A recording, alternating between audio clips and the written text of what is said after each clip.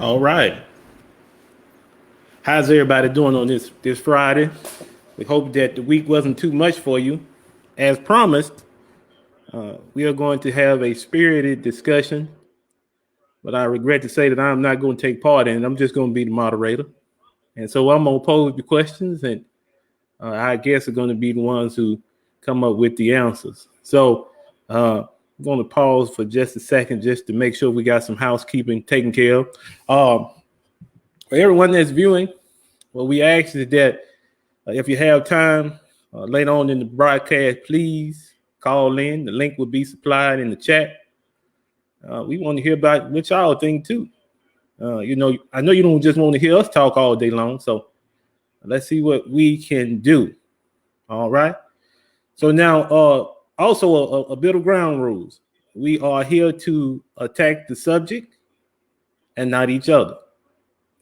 Let's try to keep it clean. Let's try to keep it organized and good to go, so everybody can enjoy themselves. Okay. All right. So now let's see. We have a couple of people that are waiting to get in, so we'll give them a little time to get things together. We'll give them a second. Okay. Now, the man of the hour had disappeared. He just came on, so we gonna bring him on, as well as a friend of mine. You probably know her, Natasha, but I'll let them introduce themselves as I bring them on. Okay. Let's see what we can do.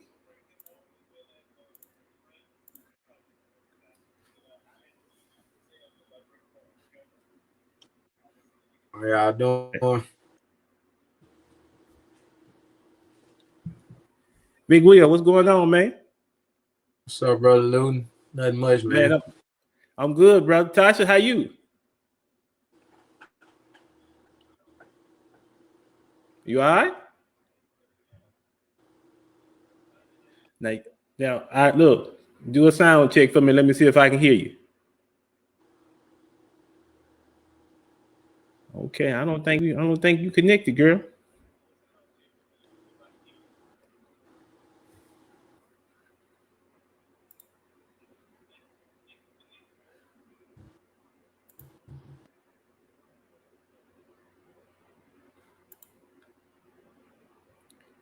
No, we don't have you just yet. Look, do me a favor. Go out and come back in for me. We'll be here.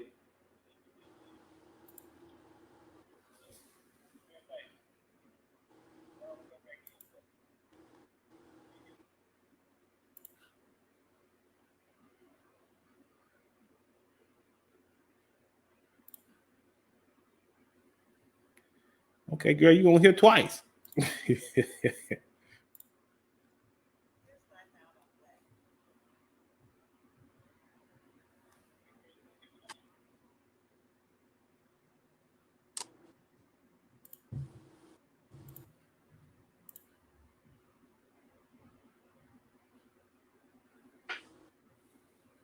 Well, to make sure it ain't just me, man. Can you hear Tasha? Nope, I can't hear. Okay. They're trying to make sure it wasn't me then. Oh, let me take you off mute, Tasha. Okay. Now, is the mic connected when you first came in?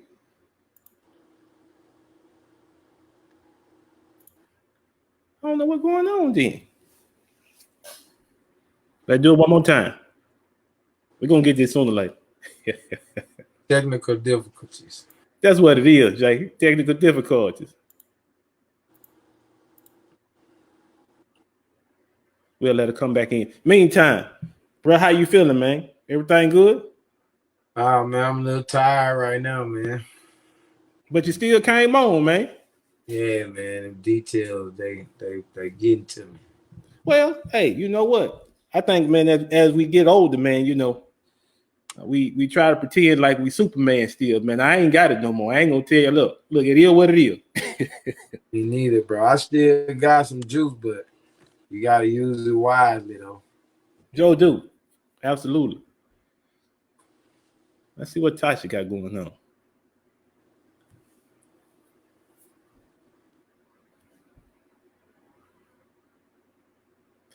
Jay, what Courtney was talking about?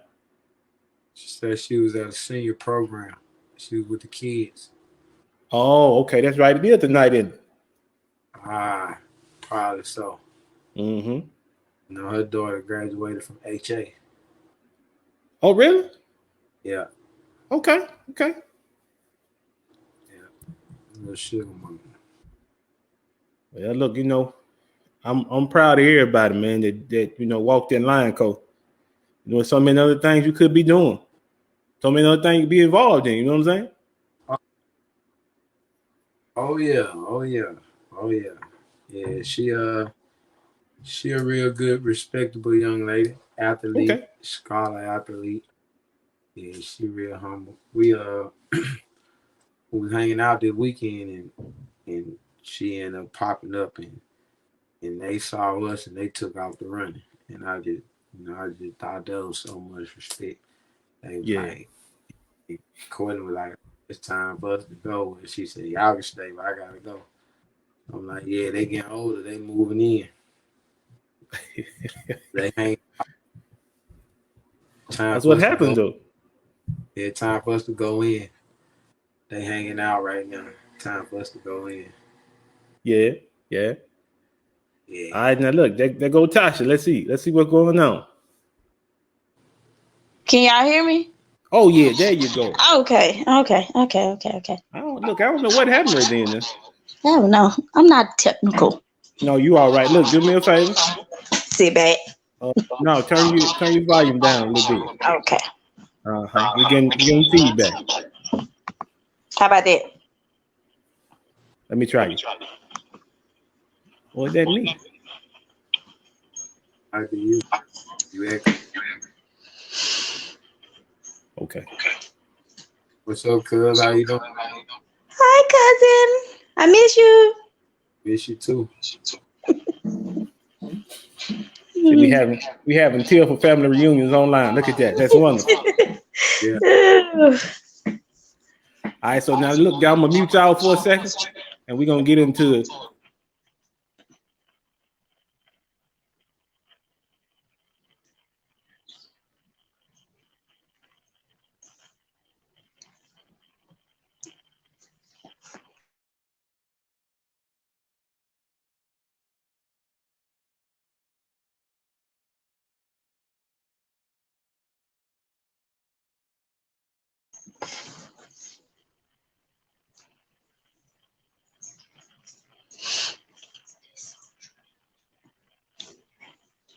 Go watch TV. Go play on your phone.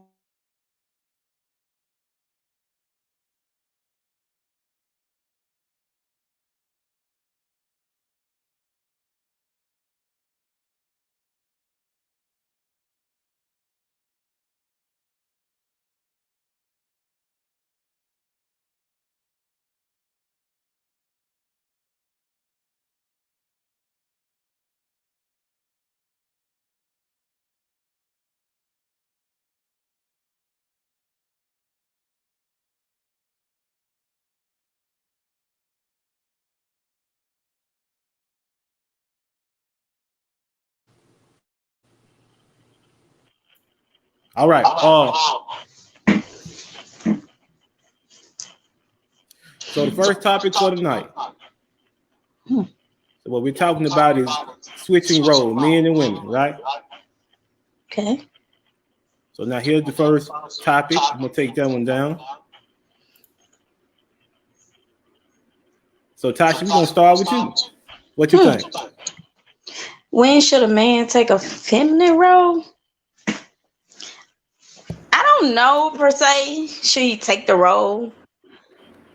But he can do certain things like cooking, cleaning, tending to the children, like help, yeah. Or if he's a single parent, then I can understand it. Okay. Mm-hmm. Jay Johnson, weigh in. Hey man, I've been thinking about this since you said. See, it's crazy. It's almost I can start everything. I got a basis. So first off, we got to figure out what a feminine role is. See, even when we started this live video, you insisted that Tasha go first. See, you know what I'm saying? In the modern world that we live in, it's always right for a man to go second or be, passive to the woman. We supposed to be like the protectors or whatever. And that's like I said, that's what you taught from a basis. So as I was taught coming up, like the man, he never really takes the feminine role, but at the same time, you have to play both roles. I think he got to do like some stuff at certain times, like if the mom gets sick or something, they're more genuinely soft and caring. So you might have to do a little more, like she said, for the kids or cooking and cleaning and the basic stuff. But a feminine role, it just the subject's so deep because a feminine role they could be like you said, actions, or with me it's more so of because I don't mind doing anything. It just for me if it's gonna make anything work, if it's gonna be for the better, I'm gonna do it. Whether it's the feminine role or the masculine role or whatever. But most of the time it's a mental thing. Like the man don't never want to think that he taking a feminine role. So that's why I say we never really take a feminine role because you always gotta be like a man. Like so it's kind of what you think and what you do. So you gotta do feminine stuff sometime, but at the same time you gotta think like a man though. You can't be too feminine. It's like a borderline you gotta cross, I guess. I don't know. That's how I see it though. Let me pose a question. I get you. Since the consensus is that a man should not take on the feminine role, right? Now we're talking about heterosexual men, okay? Just to clarify. Yeah.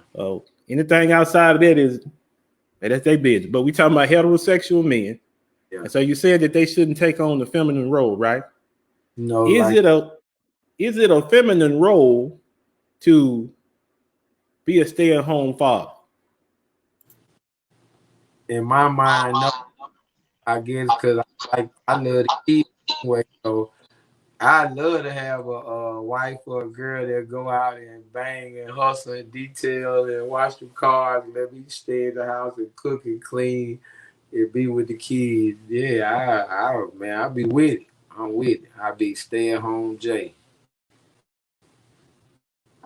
I swear, but I'll probably be doing stuff in the house though, but I won't mind sitting there and doing it though. Yeah. Okay, I look, I see where you're coming from, Jay. Now, so I got a different question for you, Tosh. All right.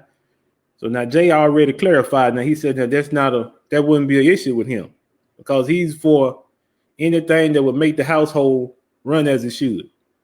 I agree. But now the reason why, go ahead, Jay. That's what the Lions do, right? The Lions in the Lion Pack, the males, the big alpha male, he stayed at the house while the women go out and hunt. They better hunters. They more agile. They just do it better. So he the king of the jungle, but even the king of the jungle chill sometimes. He That's be right. chill. Yeah. Mm-hmm. So now here's the thing. Like I said, Tasha, the question gonna be different for you, okay? Now, with that mindset that Jay talking about right there, okay? If that was the case with you, now remember, now you speaking for most women, okay? I put you on the spot, didn't I? No. Could you I'm respect a real. man like that? Yes, I can. You Yes, I can? can. Because if he's willing to stay at home and raise kids while I'm focused on making money, and that means he's helping me out. I have no problem with that. Matter of fact, I have had moments with my husband that he had to stay at home with the kids, and I had to work. There was no problem for me. And I have much respect for him. And me being raised by a single parent, my father, my mother wasn't there. He taught us cook, clean, all those things. And I didn't see it as a feminine role. I saw him as a caretaker, a parent, raising us right. So I wouldn't have a problem with it. As long as we have a mutual understanding. And see, that's what I think. Now, I'll be honest with you. One of the ladies that responded to the post when we initially put it up, she said that she was in agreement because her husband had that same arrangement, right? The arrangement where she goes out because now she is her career is in the medical field, so she's a doctor. So it's like Jay said. Now, if it's a situation where you got the the ability to go out, you able to do the things that are necessary to keep the household running. Look, I'm gonna support you, but shouldn't that be the case? Just regardless, whoever does what, it just should be a support system, right? What you think, Jay? Weigh in. Yeah, it should be. But like she said, I think we lean on the support system more. I lean on looking for a support system more because then I was being raised in a single parent home as well. And then I wanted to say something about the last subject when Natasha said that her dad, yeah, that was kind of synonymous. That was kind of ironic that came up because she was raised by a stay-at-home dad, as you want to call it. Dad, he raised 3 girls and a boy. You know what I'm saying? So that was my cousin, and I saw that, like you said, he still was a man. He worked, but he just took care of his family. He, everything. He had to deal with everything. Early point. But yeah, though, what was that again? I got you right. But you answered it, Jay. You got it. So that's what we were looking for. We're talking about a support system. Yes, support system. Being raised in a single family, and you see how hard it is to make it and be successful and love life like that and having people out you just know the importance of what it would have been like if they had some help. Like Right. somebody that just would have been there. Like my mom used to work overnight and stuff. So I did a lot of stuff on my own. If somebody would have been there, not saying it didn't work for us, but maybe she would have been more comfortable in her head or something, She would have been able to work better when it would have been, support system just would have helped a little better. Okay. Well, yeah. So you look. I can't argue with you on that, brother. That's gonna, be able to do what. Yeah, you're looking for somebody that's gonna be able to do whatever, whenever. That's a good thing to have. Yeah. Mm-hmm. That's how it should be in my eyes. I don't know. That's just how it should be. Okay. Look, let me tag Tasha in. Because All right, now Tosh, look, Yes. you and Willie, y'all got some shared experiences. Yes, we do. Now, I want to pull on that just for a little bit, okay? So because you grew up and your father raised you, Mm-hmm. then your view of gender roles, right, is not typical. No, it's not. Okay. Because So now, go ahead. I see a man doing it all, just as much as a woman do. Things around the house, work, all of it. We both should do all those things. Well, you know what? And one of the reasons why I pulled on that too is because, like Jay was saying, if something were to break down, if there are no clear roles, if everybody does everything, then the house never falls into disarray. Exactly. Okay. Exactly. All right. So Tasha, you wouldn't have no problem. Well, now you married, but I ask you anyway. You wouldn't have no problem getting down on one knee and proposing to your husband, would you? Well, let me get what. I'm That's just a big asking. question. I'm just because now look, this is, I don't everybody know do if I everything. would get down on my knee exactly, but I have been thinking about that, and it's funny because actually, when me and my husband got engaged, I actually told him that don't okay, we was like together 2 years. And so I just one day I looked at him and like, I'm not gonna waste all my years waiting. You need to make up your mind. And a couple months later he proposed. So I feel like I initiated. But hey, I don't know if I get down on my knees and do it, but I will. I'm the type of person to let you know what it's gonna go. Oh, okay. We'll dive into that. Why not? Because I see Jay ready. He got one in the chamber. But I'm gonna ask you.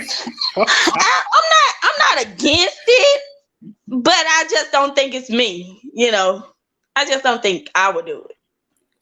Okay. So I'll come back to that. I'll take that for right now. Let me go to Jay. Go on way in, Jay. What you thinking, bro? I saw something come up in your mind. I had to get to you before you lost it. What's up? Hey man, you got to do more than just say it. You got to prove it, baby. I want you to get down on your knee one time. I want to be that guy. Well, they say, well, hey, Jay later proposed to him. But I don't know, man. That's another one. I don't know. Like I said, if she feeling it, I guess, would I accept it is the question. Would I accept it? I'm still a private person.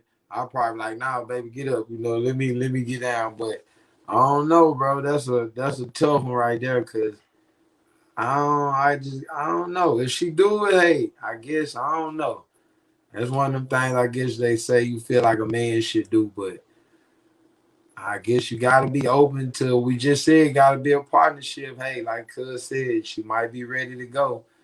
If she ready to go and she get down on her knees, and so I know she mean it. Yeah. So I guess it's okay though. Okay. I can't knock it. So now I got to pull on you. I pulled on Tasha now, so I think it's fair. I pull on you too, Jay. In the image that we had, right? Let me compound the situation just a little bit. So the lady that's proposing to you, your significant other, she got you on the beach and the sun is about to set and the sun is hitting the water, man, and the colors is beautiful. She dropped to one knee and she pregnant. What about that? Oh no, that's the part I seen. No, I told you no. I couldn't do that at all. I couldn't have. I probably see then my senses like Spider-Man, my spider senses. So how I see, she'd have had to really surprise me. I'd have had to been doing something. She had to really surprise me to get down on her knees. She had to catch me off guard like that. Cause I'd be on her so tight guard with that baby. Nah, you get up, baby. Not with the. As she got down there, she wouldn't be down there long. I get up fast. I'll be like, oh yeah, baby. Yeah. Okay. Well, look, like I said, I had to pull I on you. probably, yeah, I probably would answer the question, but by the time I say yeah, she had to get up. Yeah, I couldn't take that one. Right. So now that one pulled on your Not with the manhood a little bit, baby. didn't it? I'd be too scared she doing it to the baby. Okay. I got you. Yeah, I I'd be got too scared. Yeah. We went break. I wouldn't pop a bottle to that one. We wouldn't celebrate that one. Nah. I had you. All right. Okay. Now, we're gonna go back to Tasha. I'll put you on mute, Jay. Pull on Tasha a little bit. Mhm. Okay, Tasha. Okay. You are on the beach. It's your significant other. Sun going down. The colors are dancing on the water. Hmm. You 8 months pregnant. Hmm. Do you go down? No way. No. Okay, well, what happened? No way. I might I might grab him and hold his hand, but I don't think I'm going down. Not 8 months pregnant. No. Okay. That's a no. No. So now the baby and the condition that you in changes the situation then. Yes, of course. I'm thinking about the child, the baby first. You know. Okay. Of course. Well, look like y'all knocked that question out. Look. All right, so we go to the next one. Cause look, Jay laughing at me, so we gonna go to the next one, all right? So let me throw you on mute. So now we talked about men taking on feminine roles, and the consensus was no, men don't do that. That ain't how we roll. Okay, let's switch this thing around then.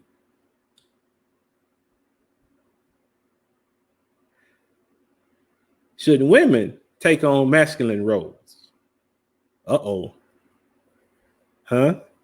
Okay, I'm going straight to Tasha. She made a face. Go ahead, Tasha. I mean, what do you consider masculine roles?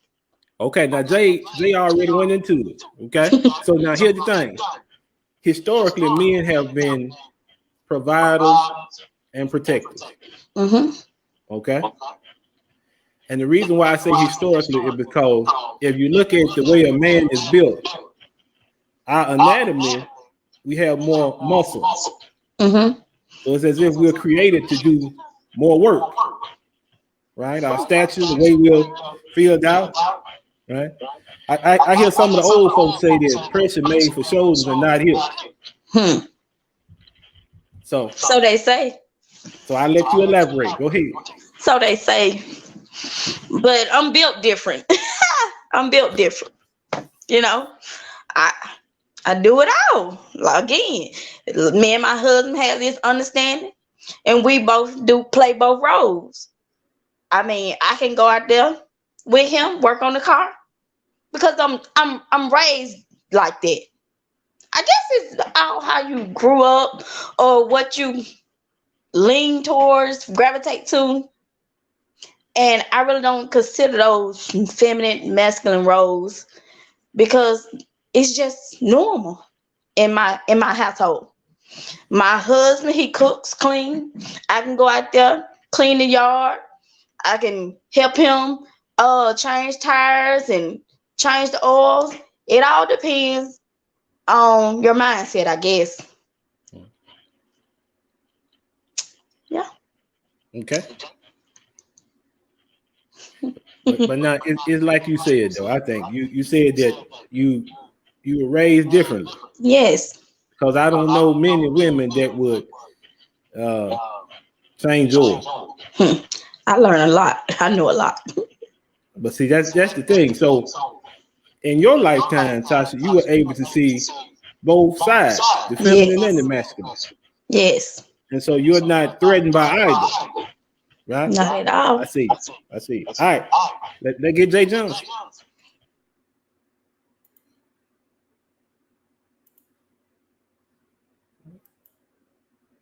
Think you have to unmute yourself, bro. You ain't letting me do it.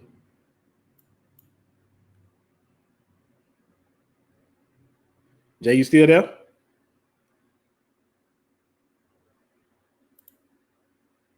I see him, but he ain't saying nothing. Jay, there you go. You there, bro?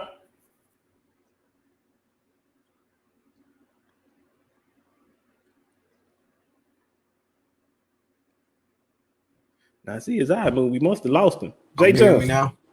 Okay, yeah, he got you, bro. Go ahead. I thought we had lost you, man.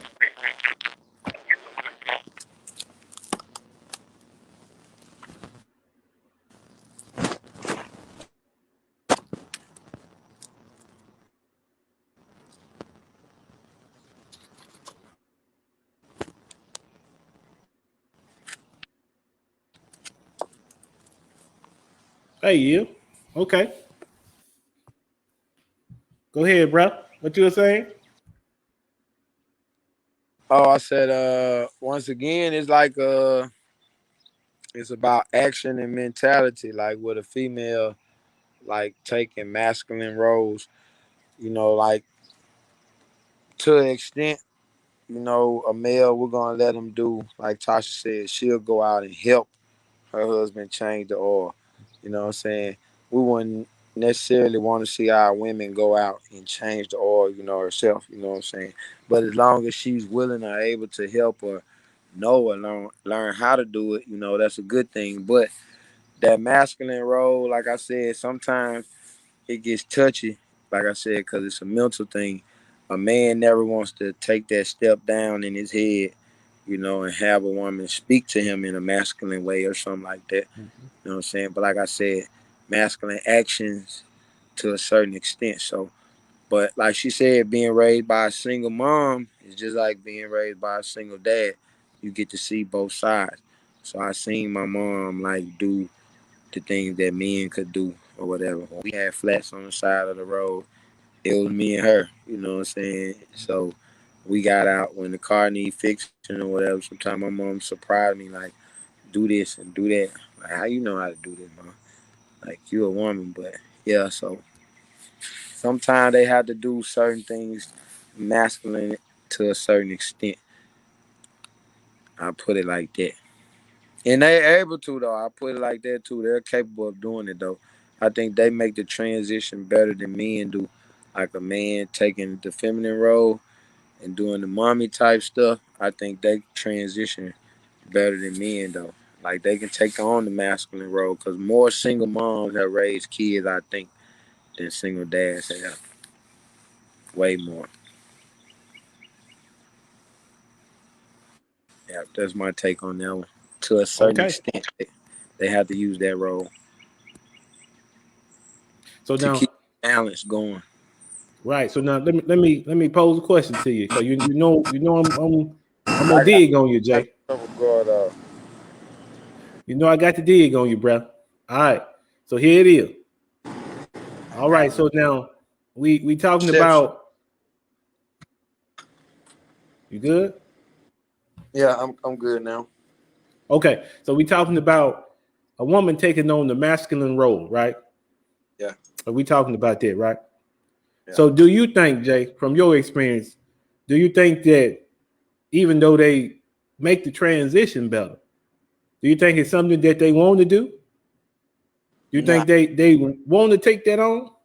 no, nah. That's why everything tie into the support system and the togetherness because now they don't want to take on that role because you know how it is when you get in trouble with your mom. See, you got raised at a period of time by both parents. So Mm-hmm. how I felt, mom was like, all right, when you do something with your mom, I'll say, wait till your daddy get home. You know what I'm saying? Wait Right. till your daddy get home. You know what I'm saying? So they be wanting that because that masculine role, like you said, in the modern day, it's a lot of weight behind it.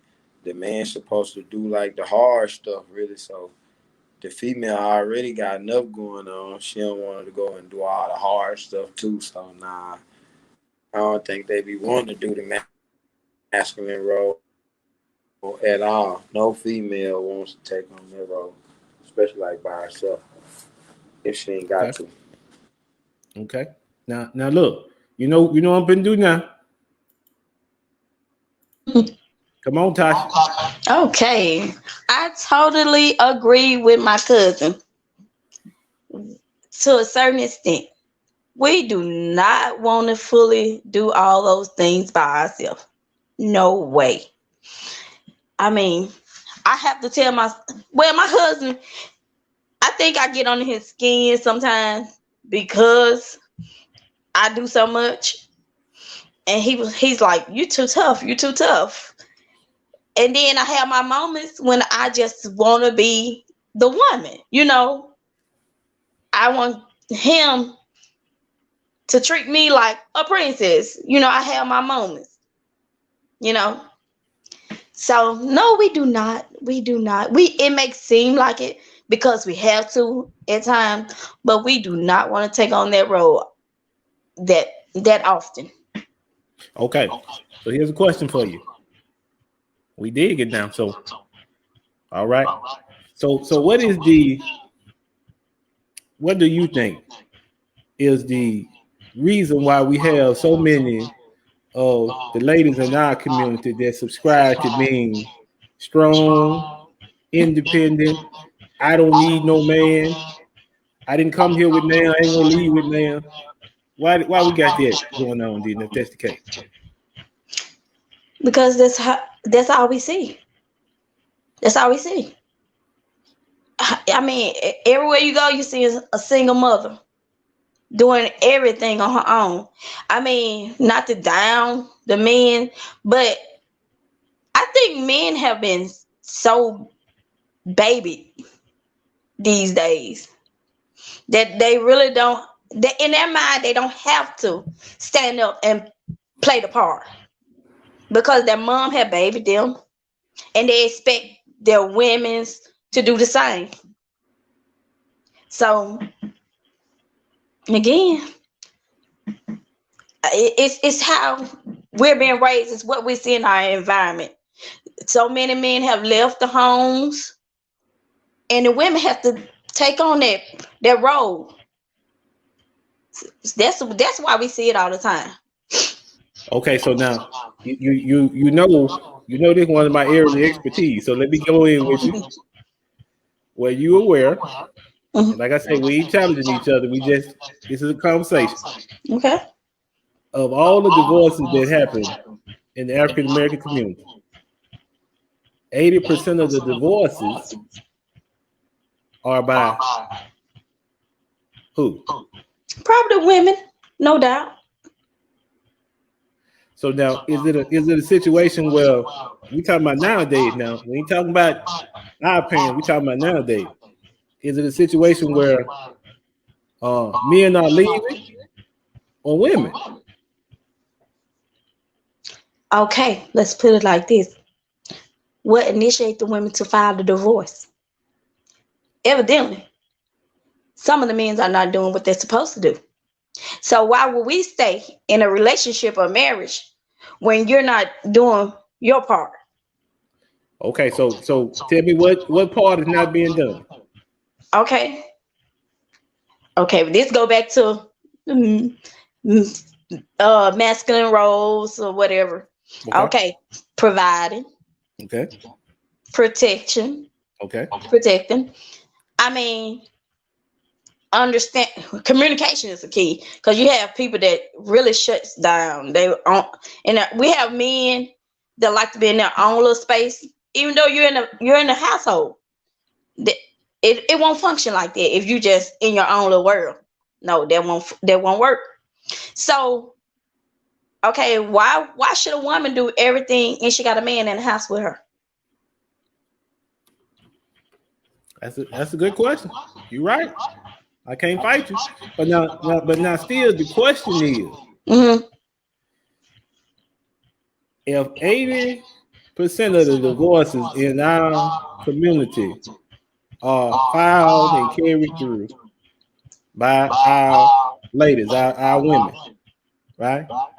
True. Do you think all of them are because of a deficiency on the man part? I can't say all of them. You just never know, really. But I'm pretty sure it's a high percentage. I'm pretty sure. Okay, but we one more thing, and then I'm gonna get off you now because now I'm starting to sweat myself. So you talked about protection, provision, communication. Mm-hmm. What about infidelity? Oh wow. Whew. That's a I don't okay, well, me as a woman, a lot of women would put up with it, but not repetitively. It's not gonna work. You know, I mean, and it's part of a marriage. You go through things. Even men, some oh gosh. Okay. Even men put up with women cheating, their wives cheating, you know? And I really can't say that's the cause for divorce, and I can't say it's not. But that's touchy. That's I touchy. can't really just narrow that Okay. down, you Okay. know. Well, look, I am in full agreement with the three that you listed, though, because they can. If as men, if we're not okay, if we saying traditionally, the woman is fulfilling her role. Traditionally, the man fulfilling his role. The two come together. They have a productive household, right? Right. So if the man is not doing, or let's put it like this: if the man is expecting his wife to be traditional, then shouldn't he have to be traditional? Exactly. He should. Okay, all right. I thought we was on one accord. Okay, we good. Jake Jones, what you think, brother? Oh man, I'm gonna keep it short, sweet, and simple, man. 80% of them women that filed them divorces, 80% of them folk probably shouldn't have been married no way. Society watered down. Everything just, it's just all the people. Just go keep it real, man. 80% of them folk probably shouldn't even been married no way. It just watered down, like you said, we're talking about nowadays, man. It just watered down. You just really got to go through, I call it like they say, necessary BS. So it's like you should just be engaged for like 20 years before you marry somebody. You know what I'm saying? You gotta go through trial and error with these folks. Cause they say like even in traditional day, they say you had to be married like 10 years before they can just consider you. Like the first 10 years, then they like, yeah, then you married. So really what they were telling you is you just getting to know people. So most of the time people's getting married young. So yeah, if you get married at 19, by the time you turn 10 years, 30, you done learn somebody out and raise a couple kids, you know. Like you said, infidelity here and there, 3 strike rule. You might have got 2.5 and chill out or something. But yeah, that's all. I'm just gonna keep it short and sweet, man. Society just watered down now, man. People ain't riding on principles and they ain't doing it right. They ain't doing it right. They rushing. They ain't doing it right. So 80% of them ain't gonna work no way. Ain't no telling who fault it was. It's everybody's fault because if you get married, you supposed to stick together. That's what it say. You went before God, said to death do you part. So there's supposed to be no divorcing going on no way. That's the way it's written in a Right. lot of religions. Right. But So yeah, now, Jake, let me pull on you for one more. Let me pull on you. I'm doing a lot of pulling on this interview, man. Cause Tasha, she want to be reserved. She don't want to say the wrong thing. She don't want to get on nobody's nerve. We ain't here for that. We're gonna be honest. We're gonna tell the truth. I like the way you cut through that. So I'm gonna let it one rip. question for you, Jay. All right. So now, in regards to what you said, things being watered down, the institution of marriage and all that. In most cases, tell me what you think. In most cases, do you think that these individuals are entering into this marriage and they're saying, okay, this is for life, or are they entering into marriage with an escape plan? Yeah, marriage like a status quo. It's just like, you know what I'm saying, like a badge or something, you know. You get to hang with a certain clique. You and your buddy, the married buddies. The single guy, he don't hang with the single guys no more. The single girl, she don't hang with a single friend no more. You get to hang with the marriage fraternity. So yeah, I think marriage more so just like, hey mama, hey dad, or hey somebody, I got somebody, I did it the right way. You know what I'm saying? Or, you know, I'm following tradition. Yeah, marriage ain't like it used to be, like a bondage. And you know, even when people had kids, I think when you have kids with people, you supposed to stay with them. Like, you know what I'm saying? You supposed to have kids and raise them kids with them. And especially if you get married and have kids, I think you should stay. Like, 'cause that's a bond between three three entities. You know, you, your mate, and the kids, however many you got. So that could like devastate them. But I think them bonds there shouldn't be broken. But yeah, I think people get married more so just to say I did it. You know what I'm saying? I'm ready to get married to say I did it. I'm ready to run out to Vegas or somewhere right now and get married to say I did it. You know what I'm saying? Don't do it. Don't do it. Don't God, do it. bro, Don't time do it, family. get watered down, bro. I can get married like 3 or 4 times. Like I got 10 years, so I should just marry me like 10 different people. Then after 10 years, see like who the best one. Like, oh, you know what I'm saying? You need to go live in Utah then. Don't they have polygamous marriages in Utah? What they call them, sister wives or something like that? Yeah, something like that. See, I don't. Okay. Yeah, see, that's just like I might as well just get one. I don't want to be. Nah, we watering down all the way. We're gonna get married, divorced. I see people get married and be divorced like the same year. Like, I'd be like, why get my marriage license and just start, you know, ordaining people and stuff, you know, out in Vegas. You know, just you know what I'm saying, give me some money because it's a trend. It's trendy. It's trendy. But yeah, man, I don't think marriage is not for everybody, but I'm gonna put it like this. We're gonna use that same number. I'm gonna say 80% of the people are not getting married for the right reason. I say 20% is a good number. I say that, you know, like I'm tell the truth. I'm like, I want to get married for the right reason. You know what I'm saying? To be with Right. it for a long time. You know, Okay. to help do its part. So now Tasha, same question. Let me go to you. Okay. Tasha, did you have an escape plan? You had a parachute? Nope. I knew when I got married, I knew this was it. That's it. The reason people getting divorced these days, they are selfish. Point blank period. They don't have consideration for their partners at all. It's all about this generation. It's all about me, me, me, me, me. Look at me. What I want, what I need. They don't care about the next person. That's why they're getting divorced. You got to be willing to put in the work in a marriage. You got to be willing to go through the storm.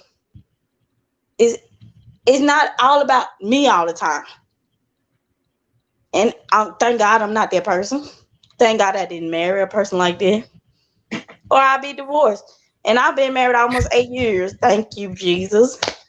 But Right. that's the problem. They're selfish. Point blank period. So what tell me, Tasha, why take the vows if For sure. you know It's all for you sure. going okay. It's all for sure. And I see it. I see it every day, all the time. It's all for sure. Look at me. I want to have a big wedding. I want to wear this gown. I want this decoration. Just like people having all these baby showers and gender reveals. It's all about who got the best this, who got the best that. All for sure. It's too much. They're doing too much. Okay. So now here's another point. And Jay, I'm gonna get you to weigh in on it too, man. So when you're looking at relationships, right? And you have so many single mothers that's raising Men, let me ask you a question. And like I asked Jay, do you think that these single mothers, if they had opportunity to be married, do you think they would marry and marry for the right reason? Josh, you go first. I Me? think we get Jay. Well, I know a lot of single mothers. And some are set in their ways that they don't want to deal with it. They rather just do it by themselves. Now others, they're looking for a husband and they're willing to get married. But it comes with what did I say? Requirements. I put it like that. Certain requirements and responsibility. Now, if you're not willing to do that, I don't think they'll just jump into the marriage, like, because they've been doing it so long and they're used to certain things. So it's a 50-50 chance. Okay. Now let's go with Jay Jones. Jay Jones. Single mothers, man. Do you don't smile, man? I see you for the smile. Single mother. We talking Look, about this age, right? We talking about this day and age. This day and age, would you? Could you? In a tree with a fox on the box, would you? Could you? Gotta think about what you just said. We're gonna go back to that. I'm using this 80 all night. We're gonna ride that 80% out. 80% of them would not get married for the right reason. The single mom right now, if she no, if you ain't got no money, they ain't marrying you. Period. It's watered down, bro. I'm telling you, it's no 80% of the women single right now, if they had the chance, like to be on that show, The Bachelorette or something, they said we're gonna give you 10 of the best men in the world you could pick from.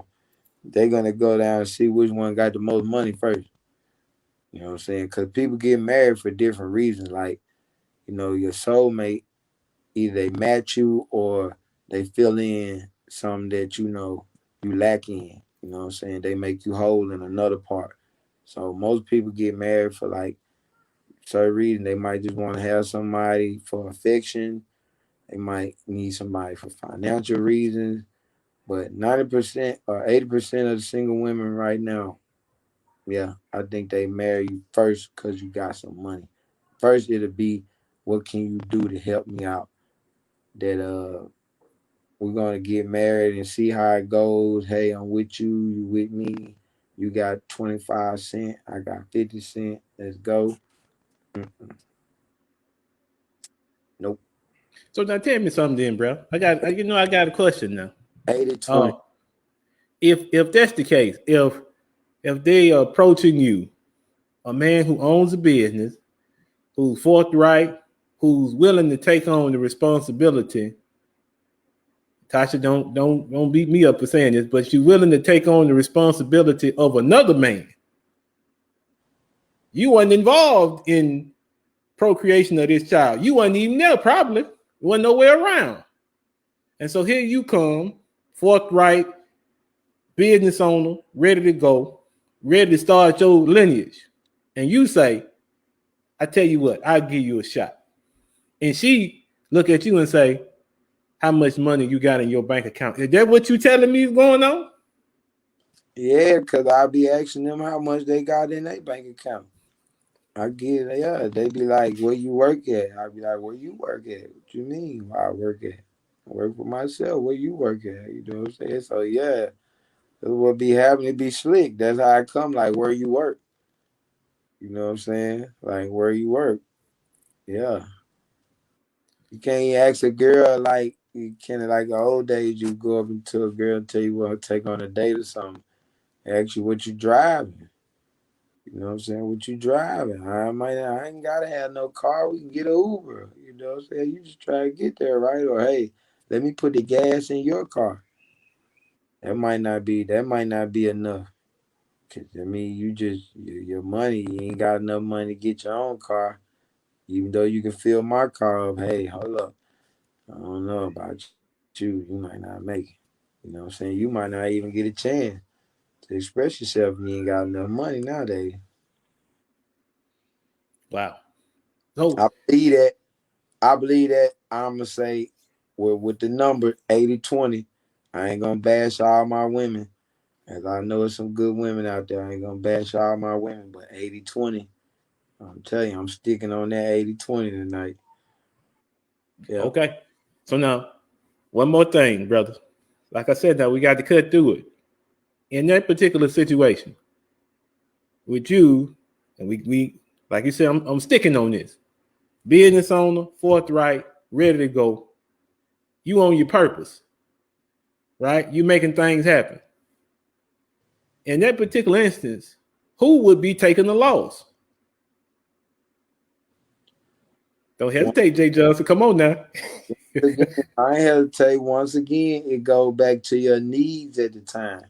You know what I'm saying? It's about how bad you need that person. Then, like you might say, you might be at a point in time, like I said, you might just need some affection or something. So you might be like, yeah, don't worry about it. I got you. You know what I'm saying? Or you might, you know what I'm saying? So if you don't need nothing, she taking a loss. You know what I'm saying? And if she don't need nothing, you know what I'm saying, you taking a loss or whatever. It just depends on which one needs something the most. You know what I'm saying? That's how you figure out who taking the loss, you know what I'm saying? Okay. If you don't, if like you could be getting to know a super person, but at the same time, you might not even have time just to get to know a person. You might just want to meet them for drinks or dinner or something. You know what I'm saying? And she talking about some how much money you make. You know what I'm saying? I'm trying to, you know what I'm saying, just get to know you or something. You talking about how much money I make, but yeah, in that point, she loses because her mind's closed to the money. You know what I'm saying? And you can lose, and it just depends on, like you said, how you play it. Because I could go along with it, and if you consider that winning by me fooling her and saying, "Oh yeah, I got something," but yeah, I think the closed-minded person loses. And if you don't try to convince her to not be closed-minded, maybe you lose too. But like I said, it just depends on how bad you need something right then. I might not even need you that bad, so I'll let you keep on going. I'll take the loss. Okay. Okay. Well, question. Question. Just a little bit further. Like I said, brother, I'm pulling tonight. Tasha, you're gonna get pulled down just a little bit. The average, the average cost to raise a child in 2017, from when they're born to the age of 18, $250,000. I could believe it. Okay, so here's the question, Jay Johnson. Once again, if you being who you are, now me and Tasha know you, and we know you a stand-up dude. Business owner, stand up, you on your purpose, you got your future ahead of you. Why would you invest $250,000 in a situation that you didn't create? Oh man. Now see, I do numbers, but I ain't never sat down and did them numbers. Now that you put it like that, you know what I'm saying? That's a whole different, you know what I'm saying? That's a whole different realm. But at the same time, like you said, coming from my standpoint, money ain't, I wouldn't probably even blank on the 250, even if I know that's how much I was spending. So like I said, it's all about how much you wanna want a person, you know what I'm saying? How much you need that person, how much you need a partner, you know what I'm saying? So no woman is gonna want a man that don't want to, accept her kids, you know what I'm saying? And then you can't go into a situation and not accept a woman and her kids, you know what I'm saying? It's a full package. But it's funny, we were just talking about this earlier today because my cousin said if the kids of a certain age, then he has no responsibility over that kid, especially as a male, because it's kind of hard to get understanding from a kid. So more so, you want to leave that responsibility to the mom. That's if that kid doesn't respond to you, you know what I'm saying? But if you come into the situation and that kid's of a certain age and he responds to you and you can get some respect and you are able to talk to him, then you go on as you're supposed to. But until that gets established, then you really can't invest that 200 some $1,000, like that, But younger kids, you get to kind of more bond with them, you know what I'm saying, than the older kids. And we were saying like age of 15 to 16 years old. By that age, the kid has a mindset and attitude of his own. So if you're not able to relate to him, then most times, you just really, as a man, you want to tell the mom, and if the father's around, you want to let them know, like, hey, I ain't, something go on, I'm going to call you, let you know, and then that more so puts a strain on having a relationship with a female. So that ain't really going to work, so, you know what I'm saying? It's a hard thing to do, like I said, at a certain age, but that's only if the child isn't receptive. Like if they just like, hey, I don't have to listen to you, or y'all don't have no understanding, which is not many times in my case. Most time I'm good with kids. I'm all right. When I come in, it's all good. Okay, Jay Jones. I got to go to Tasha now. What's going on, Tasha? Tell me what you think. $250,000. Okay. Speak from experience.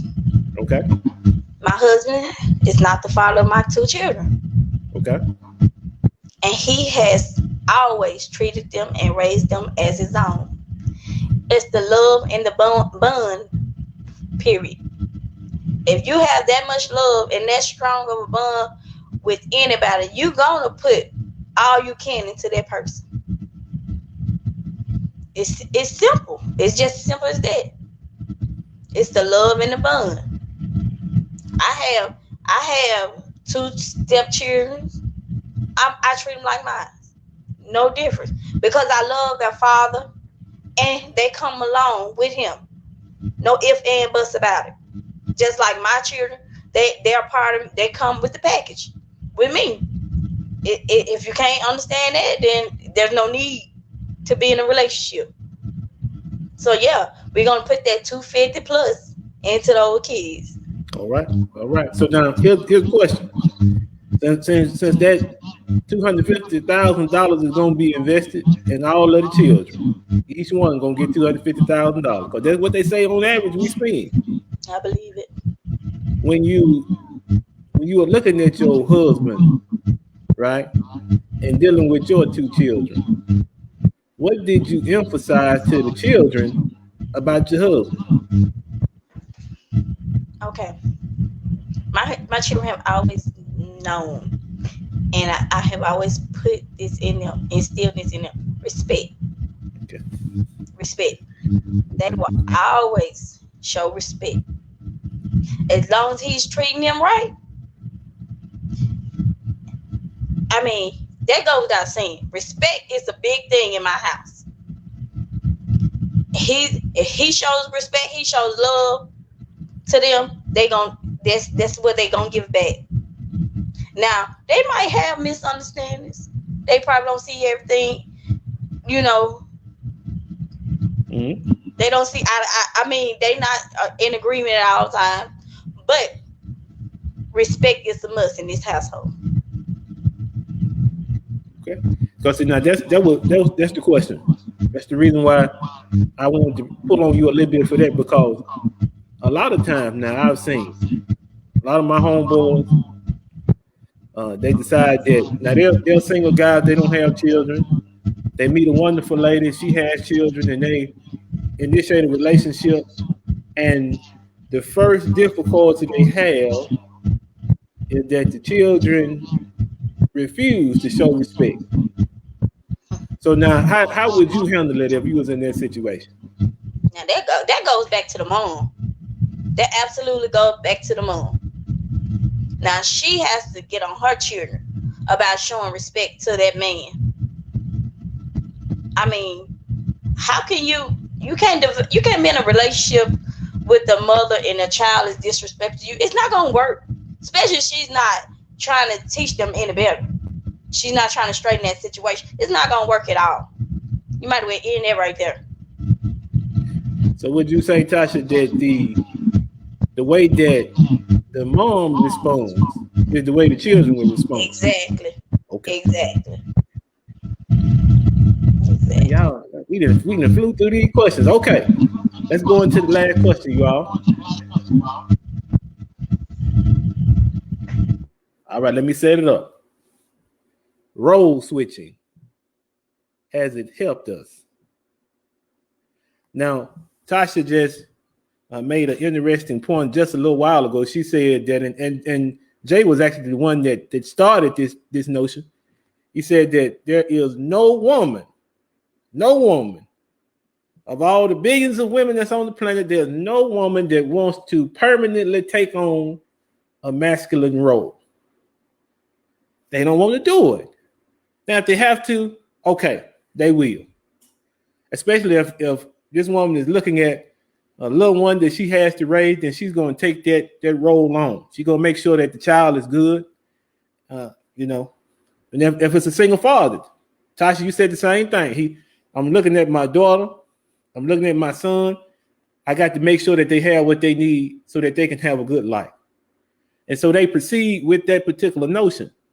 But now, if the roles are reversed or switched out, and you're doing something that you don't want to do, it's in some situations, it's not made for you to do these things ordinarily, right? But we still see people fulfilling those roles. Has that helped our community?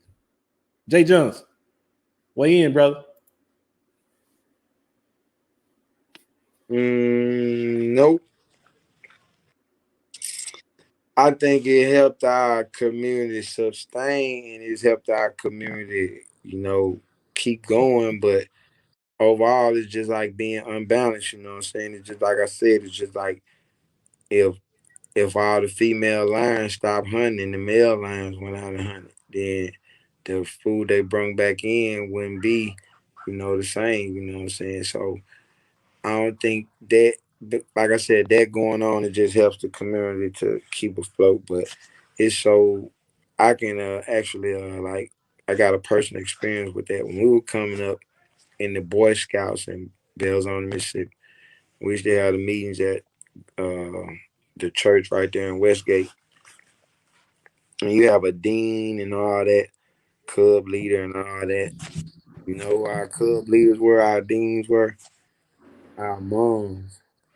Females. I think like 1 year we had like a few guys that they had, like Don Reed dad. He was like he was one of the kids that had like both parents in the house. Only people like that, Mr. Reed, Ralph dad, Mr. Hayes, people like that. But those guys mostly weren't there for the meeting. They there to pick us up or barbecue or something. But the women did everything. We did like the little go-kart rally or whatever. And they was doing it to play the role of the man because we were boys and we wanted to do this type of stuff. And this was stuff naturally that a man would be doing. And I remember plenty of weekends. I know my mom and her friends. I had plenty of homeboys with single moms that were in the club. And I could look at these women, this ain't something they want to be doing. You know what I'm saying? And I knew it, and they did it just for us because we wanted to do it. So we got to experience it, but we didn't get the full experience, though. You feel what I'm saying? And it's kind of like what happened a few years ago when they had a topic of like the gender, like not hetero, not letting, I don't know how to say it, but they were letting, I guess, the homosexual men like be over the Boy Scouts, and I thought that was like contradict to what the Boy Scouts was about.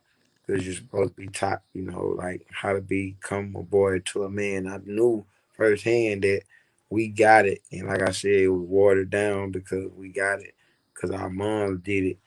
And when we used to go to little Boy Scout meetings and stuff, you can kind of tell like when the other clubs will come in, they be ran by men, they be in formation and this and that, and they be going by the code of the book and all this and that. Now, mom then went on all that. They was like, you put your little suit on, go out there, say a little popcorn or whatever, leave the meeting and go home. It was like just enough for us to have a meeting and do the little basic ritual. That was enough for them to say, hey, we gave you that experience. But nah, they ain't want to be doing that. And I don't think, like I said, nah, that's not helping. It's sustaining, but it's not really helping to me. I think it'd be way better. And I criticized a lot of men back in our time for that. Because I'm like, there was a lot of men I knew that could have been taking the time out and do that, volunteering to do that with us, but they didn't.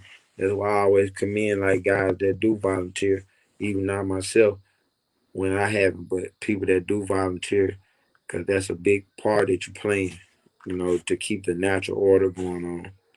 You know what I'm saying? So now Jay Johnson, I did a podcast just a little while ago, man, live, where I was talking about mentors. Yeah. Give me one of your favorite mentors.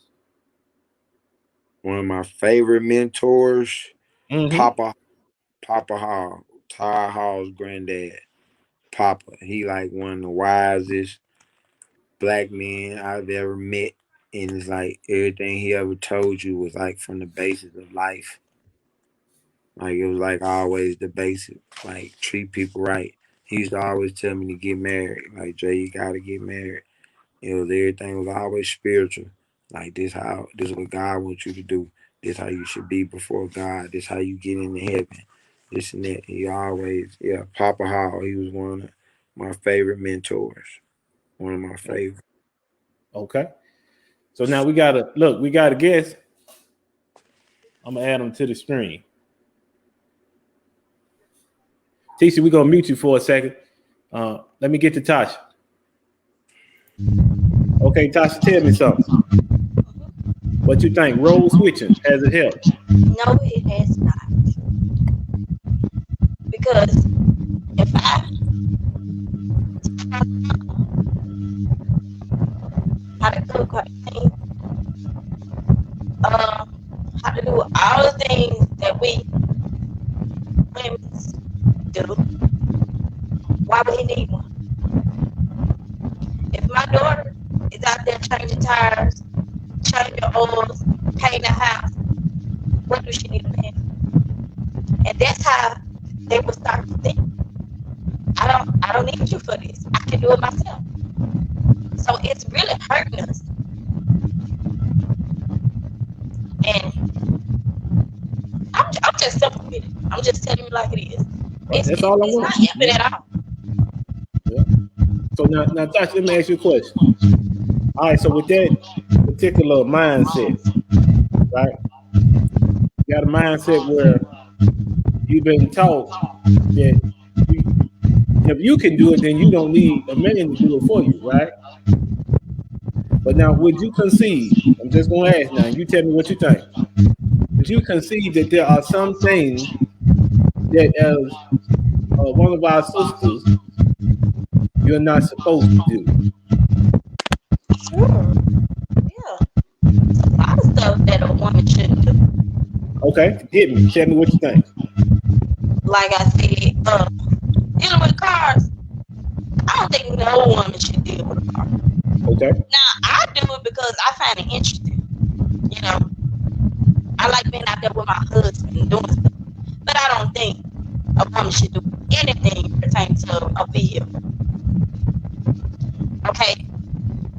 Let me see. Like, if my son, I don't think I should be the one to take my son to a barbershop.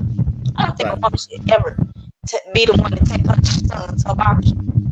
That's a father's job, a man's job. Why would I, as a woman, want to sit there with 10 other men? No. That's just an example,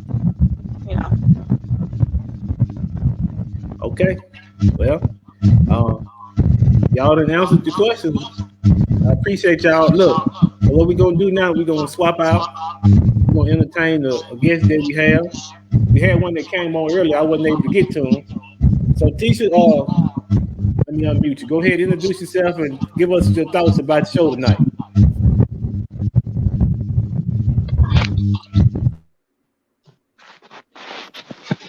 You there, Tisha? What's going on first? Hmm? I'm just joining in, trying to see what was going on first. Okay, so what we've been talking about tonight, we've been talking about switching roles, women taking on masculine roles, and then men taking on feminine roles. And so one of the premises that Can you repeat that? okay, so you got men that are taking on feminine roles and women that are taking on masculine roles. So one of the premises that we had for the conversation is that there is no woman, and Tasha verified this for us, there's no woman on the face of the planet, 8 billion people. There's no woman that wants to permanently, well, I lost her. Yeah. Maybe she'll come back.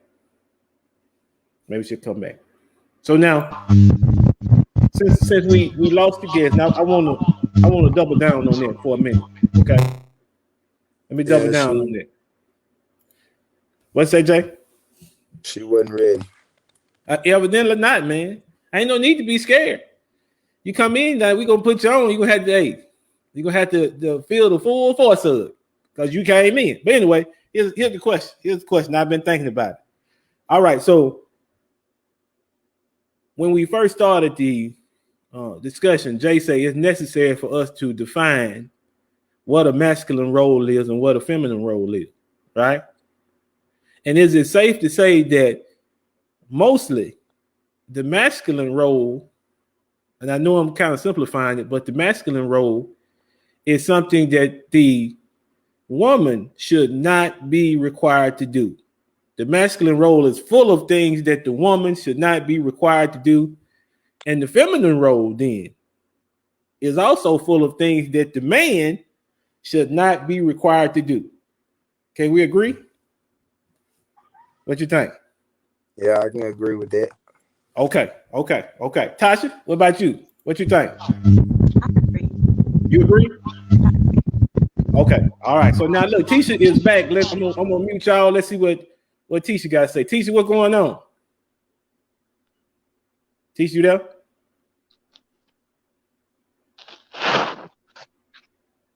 I think we lost you at one point, Tisha. Are you there?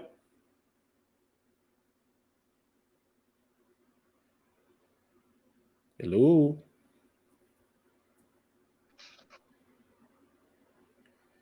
Jay Johnson, throw one finger up if you can hear me.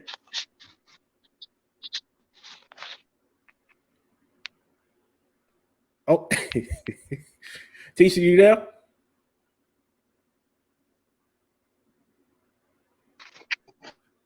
Hello?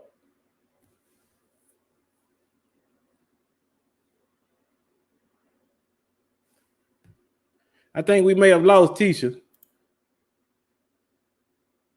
All right, now we got uh-oh.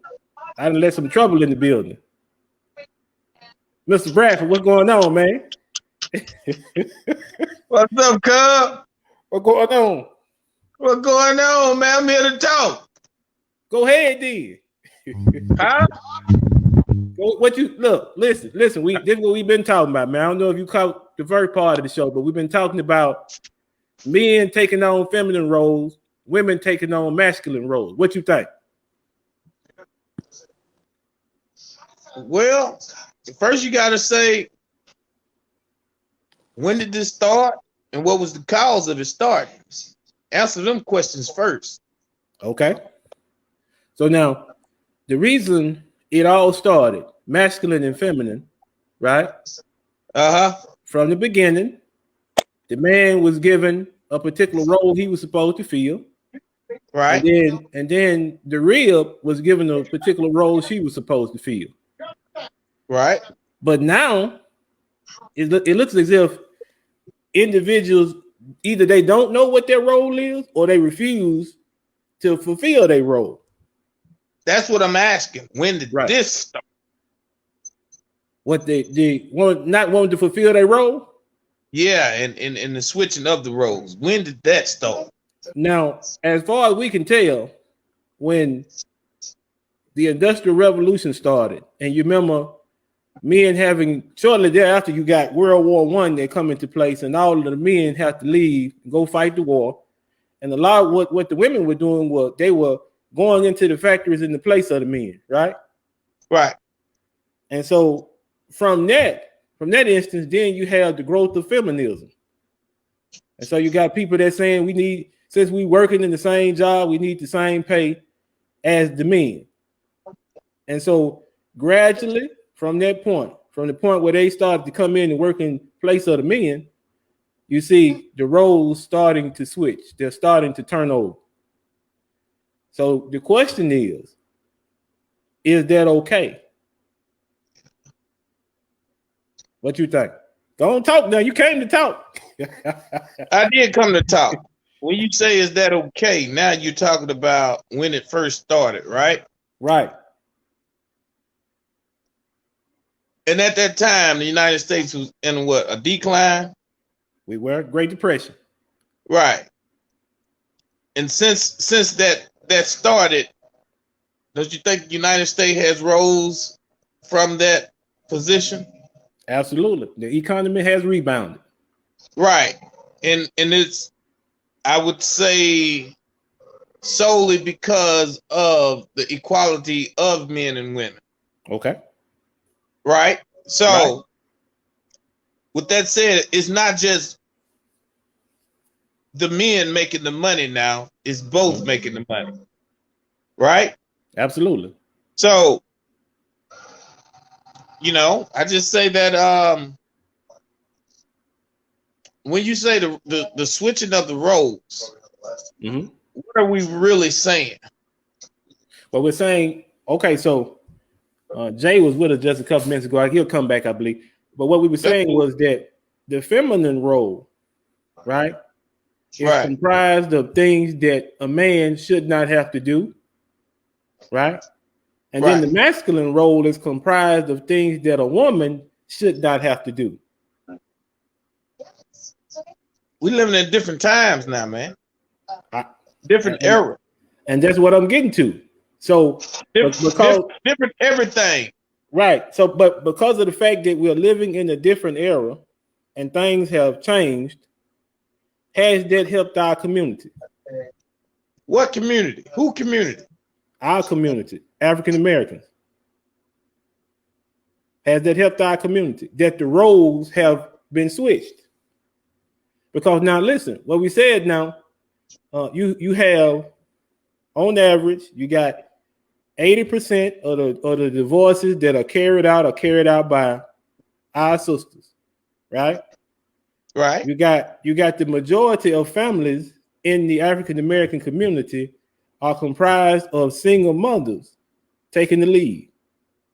Right. So those single mothers, because of necessity, have to step into a masculine role.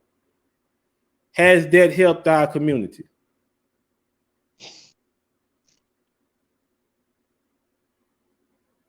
Be real now. It's okay.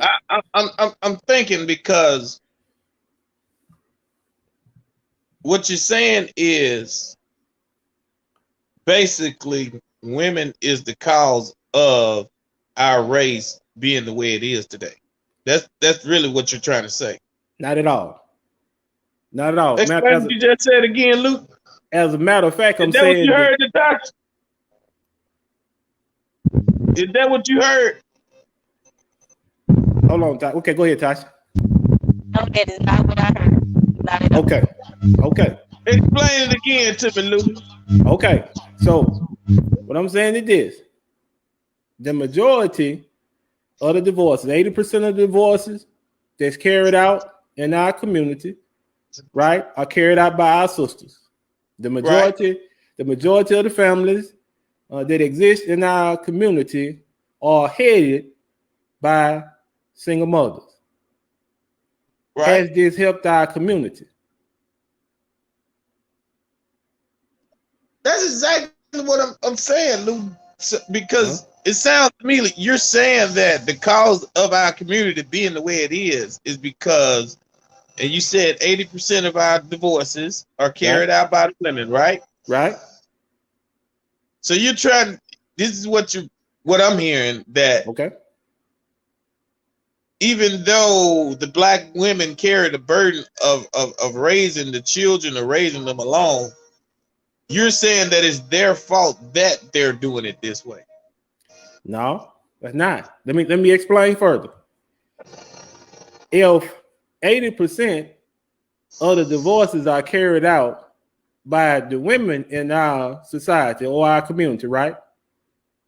80% are carried out by women. Right. Why are they divorcing the men? Could be a number of reasons.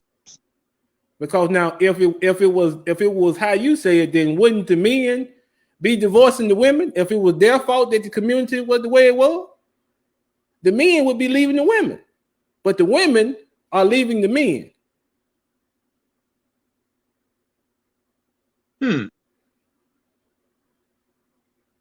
What I'm saying, my brother, is that because the roles have been switched and the sisters have been forced, now this is not something that they wanted, they have been forced to take on the masculine role, either because of systemic racism, some people say that, either because of the introduction of crack cocaine, either the introduction of prisons, individuals making money off putting young black men in prison.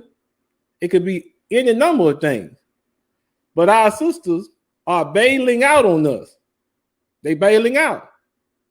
And they bailing out on us because we are not willing to step into the masculine role that we were supposed to. Now, I ain't pandering. I'm just saying this is what this is. Because you know, brothers, that their whole lot in life is which person I'm gonna sleep with next. But that's been going on since this time. That's just not a black thing. But now we ain't talking about anybody else because see, the other ethnicities, they got businesses, they got banks, they got schools, they got grocery stores, they have all the components to keep their communities going and thriving. We don't. So we can't look at them. That's because the other communities, women are not as hold on now.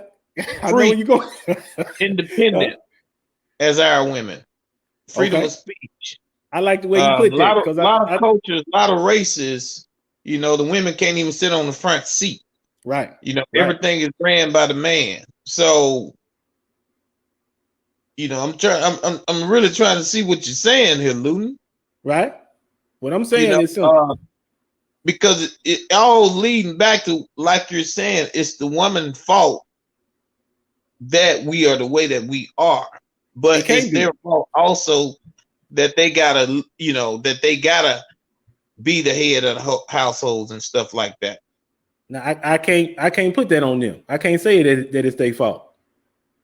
I can't do that. And the reason why I say that, okay, like I said, there is no woman in the billions of women that are on the face of the planet. There's no woman that wants to step into the masculine role permanently. She don't want to provide. She don't want to. In some cases, she can't protect. She can't. So she don't want to do those things. So why is it then that she's in this position by herself over a household raising children? Why is that? Ask yourself this, Luton, and when you say she can't protect, right? Who is the most powerfulest black person right now in the United States? What you mean? Now you'll have to clarify that. What you mean the most powerful? The most powerfulest black person in the United States right now. So you saying the women are? Who's the vice president? So you pick one woman out the billions that exist. One woman. The president is the most powerful man in the world. Okay. The world, not the United States, the world. Right. The vice president is second. Right. And the vice president is a black woman.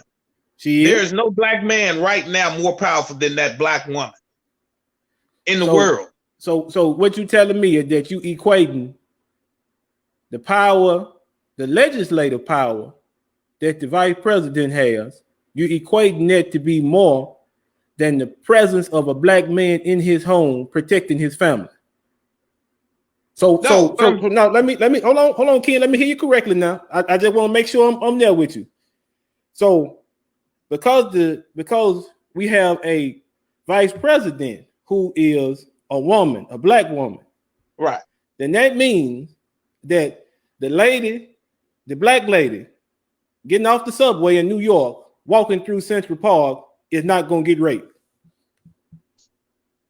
Is that what you're telling me? If she wanted that way, she can make it that way because she got the power to make it that way. Okay. Are you saying she don't? I'm saying she doesn't. I'm So saying you that mean to tell me there's no if the force. vice president said, "I want a military at every bus stop in New York, Okay. that it can't protecting the women of the colored women going into the bus station," she Right. can't make that happen. She got to get that through Congress and she got to get that through the legislature. How that gonna happen? That ain't what I asked. I said, can she make that happen? Well, what I'm telling you is that it's unlikely. Is it possible? Yes, but it's unlikely. There you go, Luke. It It is possible. but it's Now, unlikely. can any other black man make that happen? But see, it's like I told you before. No. Can any other black man Can we get back make to the that topic? happen?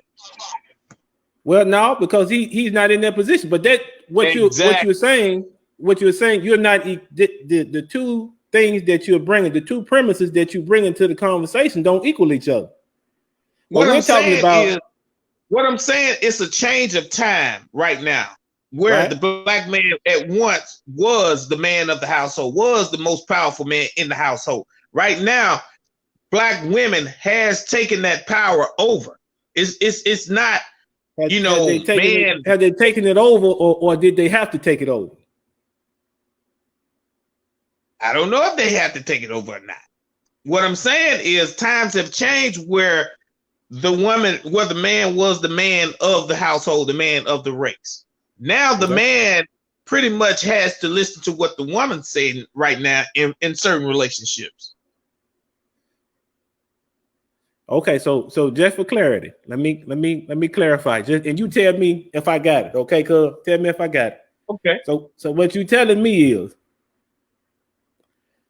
the power dynamic has shifted in the black community.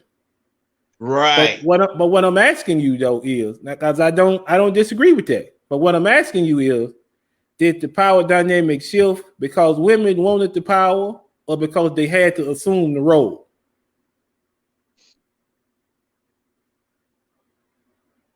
I think it's a little bit of both. Okay. So tell me then, if it's a little bit of both, who is the most incarcerated individual in the United States? That's the black man. So if the black man is the most incarcerated individual in the United States, when the black man is locked up, huh? That's by percentage. That's not by numbers.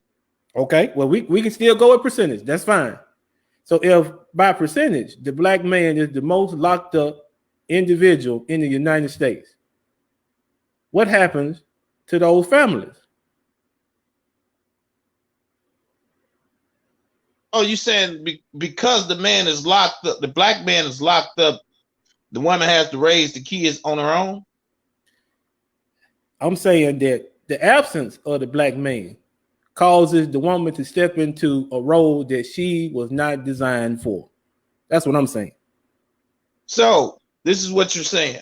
Mm-hmm. This is what you're telling me, because I got family members in prison. You know, I know a lot of prisoners who've done a lot of bad things. Right. Are you saying that those same individuals are more fit to run a family than that woman is that's still on the outside, that's not locked up for whatever. But that's still a choice that the woman has nothing to do with. If you choose to rob, if you choose to steal, if you choose to slang yay, that's a decision as an adult that you make. And to add to that, not only do you make that decision on your own, but you make it knowing that you are a target. White folks gonna pull you over and get to the business. I know. I had a brother that did it. But go ahead. But still, back to what we were talking about. Now, since things have changed, times have changed. Are you saying that those individuals that did this and that you say the 80% is more capable of running a household than the woman is today? I'm not saying that they're more capable, but what I'm saying is because of the decisions that they made, the decisions that they choose to do. That's not the woman's fault, Luton. That's what I'm telling you. That's what I just said, brother. So how can you say that the women are forced or not forced, but they are forced? No, it's given. Okay, so here's the premise that we came up with during the conversation. Once again, the premise is no woman wants to permanently take on the masculine role. She doesn't want to. Who said that? You got one right there. That was the premise. No woman wants to permanently take on the masculine role. If you gave a woman the choice, if you said, okay, I'll be the one that's the breadwinner.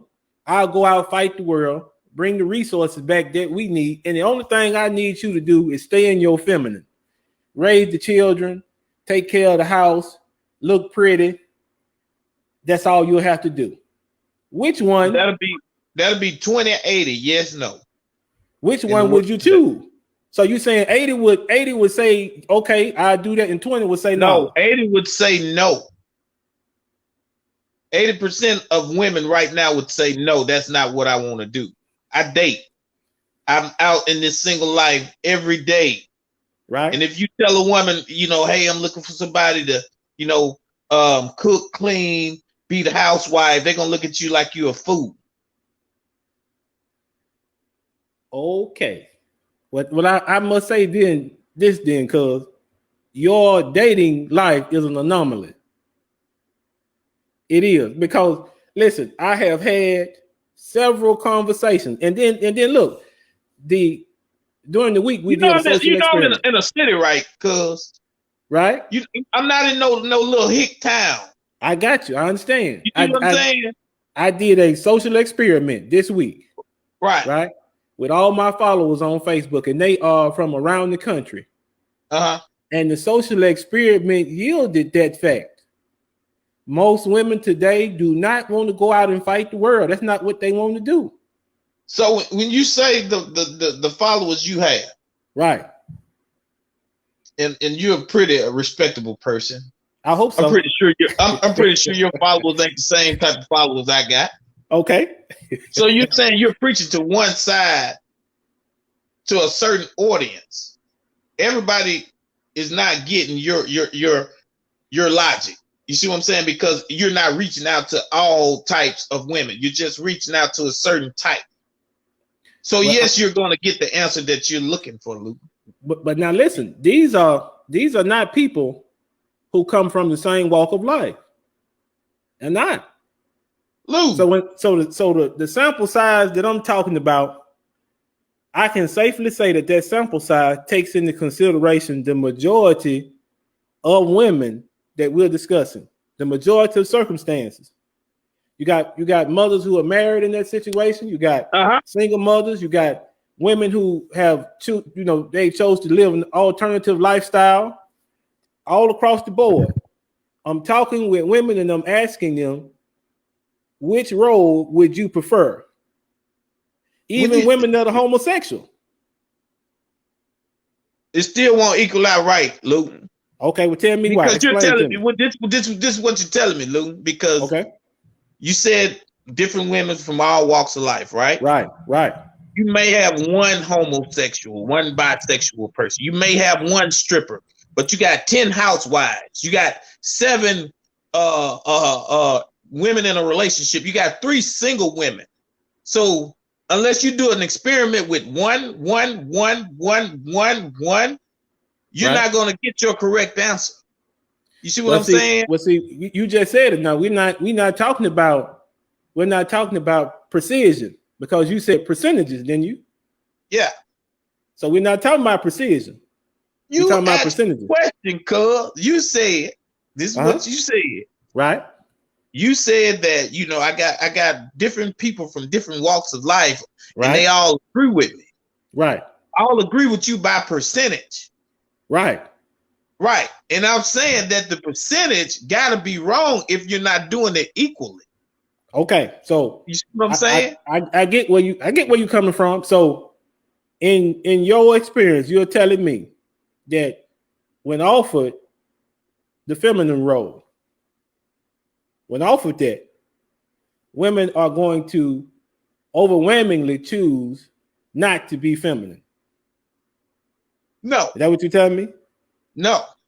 But they're not going to overwhelmingly choose to take on the man to let a man lead them.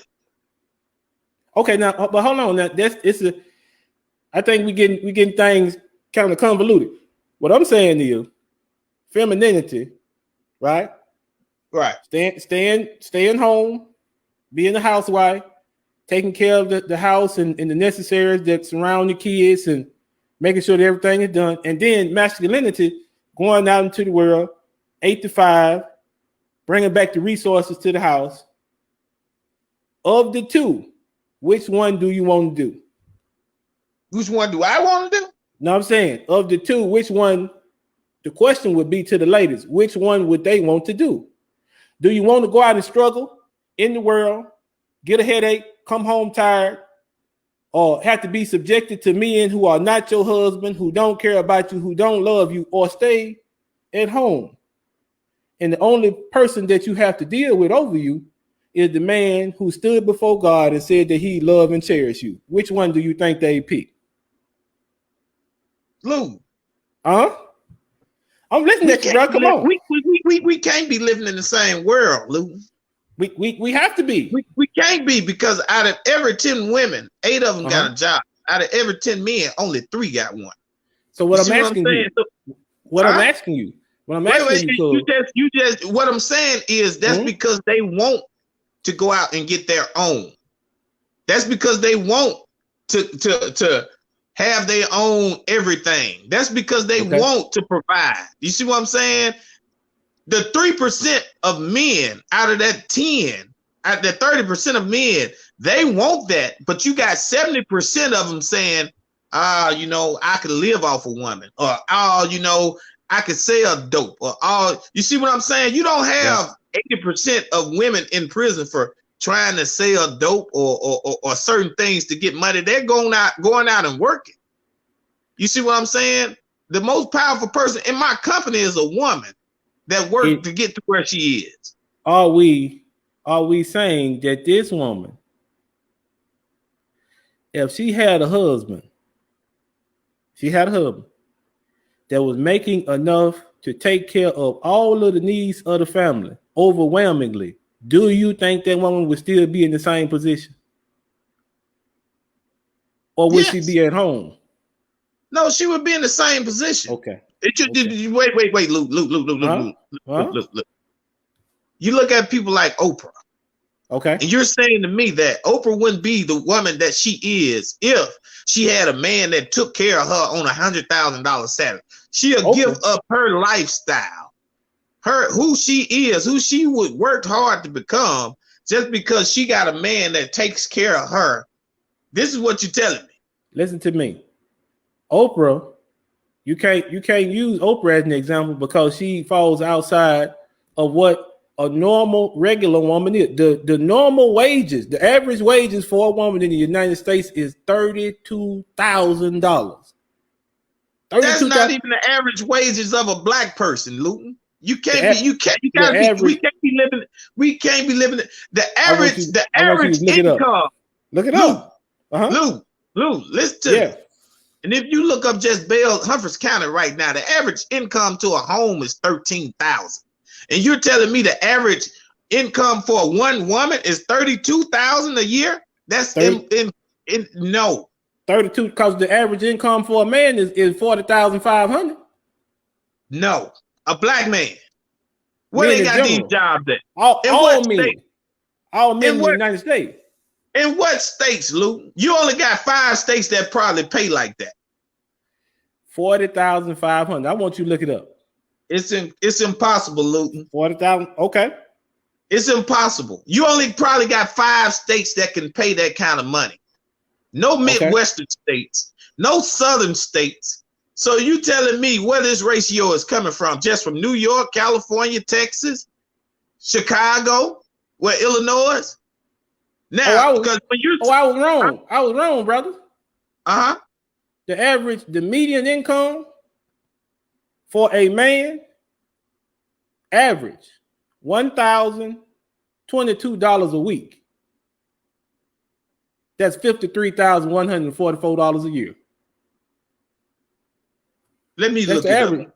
Look it up. That's the average income for a man in the United States. Look up average income for a black man. Okay. Let's do it.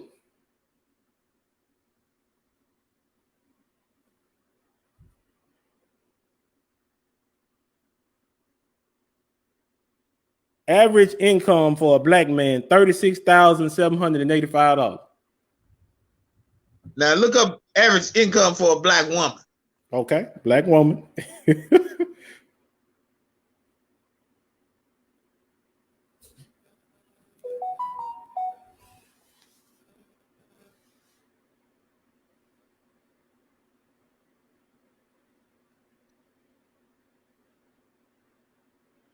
Let's see what we can find.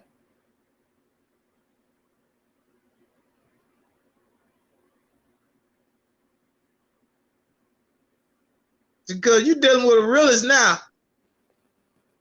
Now I understand where you're coming from.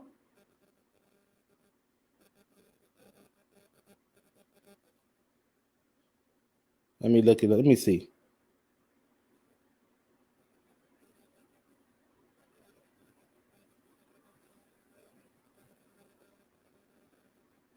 Okay, average income $30,134. And I still think that's a lie. And it could be, but now you're gonna have to get that from the Census Bureau, because that's where I'm getting this information from. Now talk to them about it, huh? And now, even though with $30,000, right, even though with $30,000, what states are they putting into this? I don't have no idea, but I'm sticking to the premise of the argument. The premise of the argument, like what I'm saying is, if I go back to Belzoni in Mississippi, listen to me right now. Okay, go ahead. And I go in a store or wherever I go, I can guarantee you, out of the 20 people that's in this store, maybe one is making $36,000 a year. Okay. See what I'm saying? That's one in every 20 people. Right, but what we saying is on average. That's what we saying on average. Across the United States, across the 50 states, we saying that's the average. For a black man, $36,785. That's the average. Okay? That's impossible.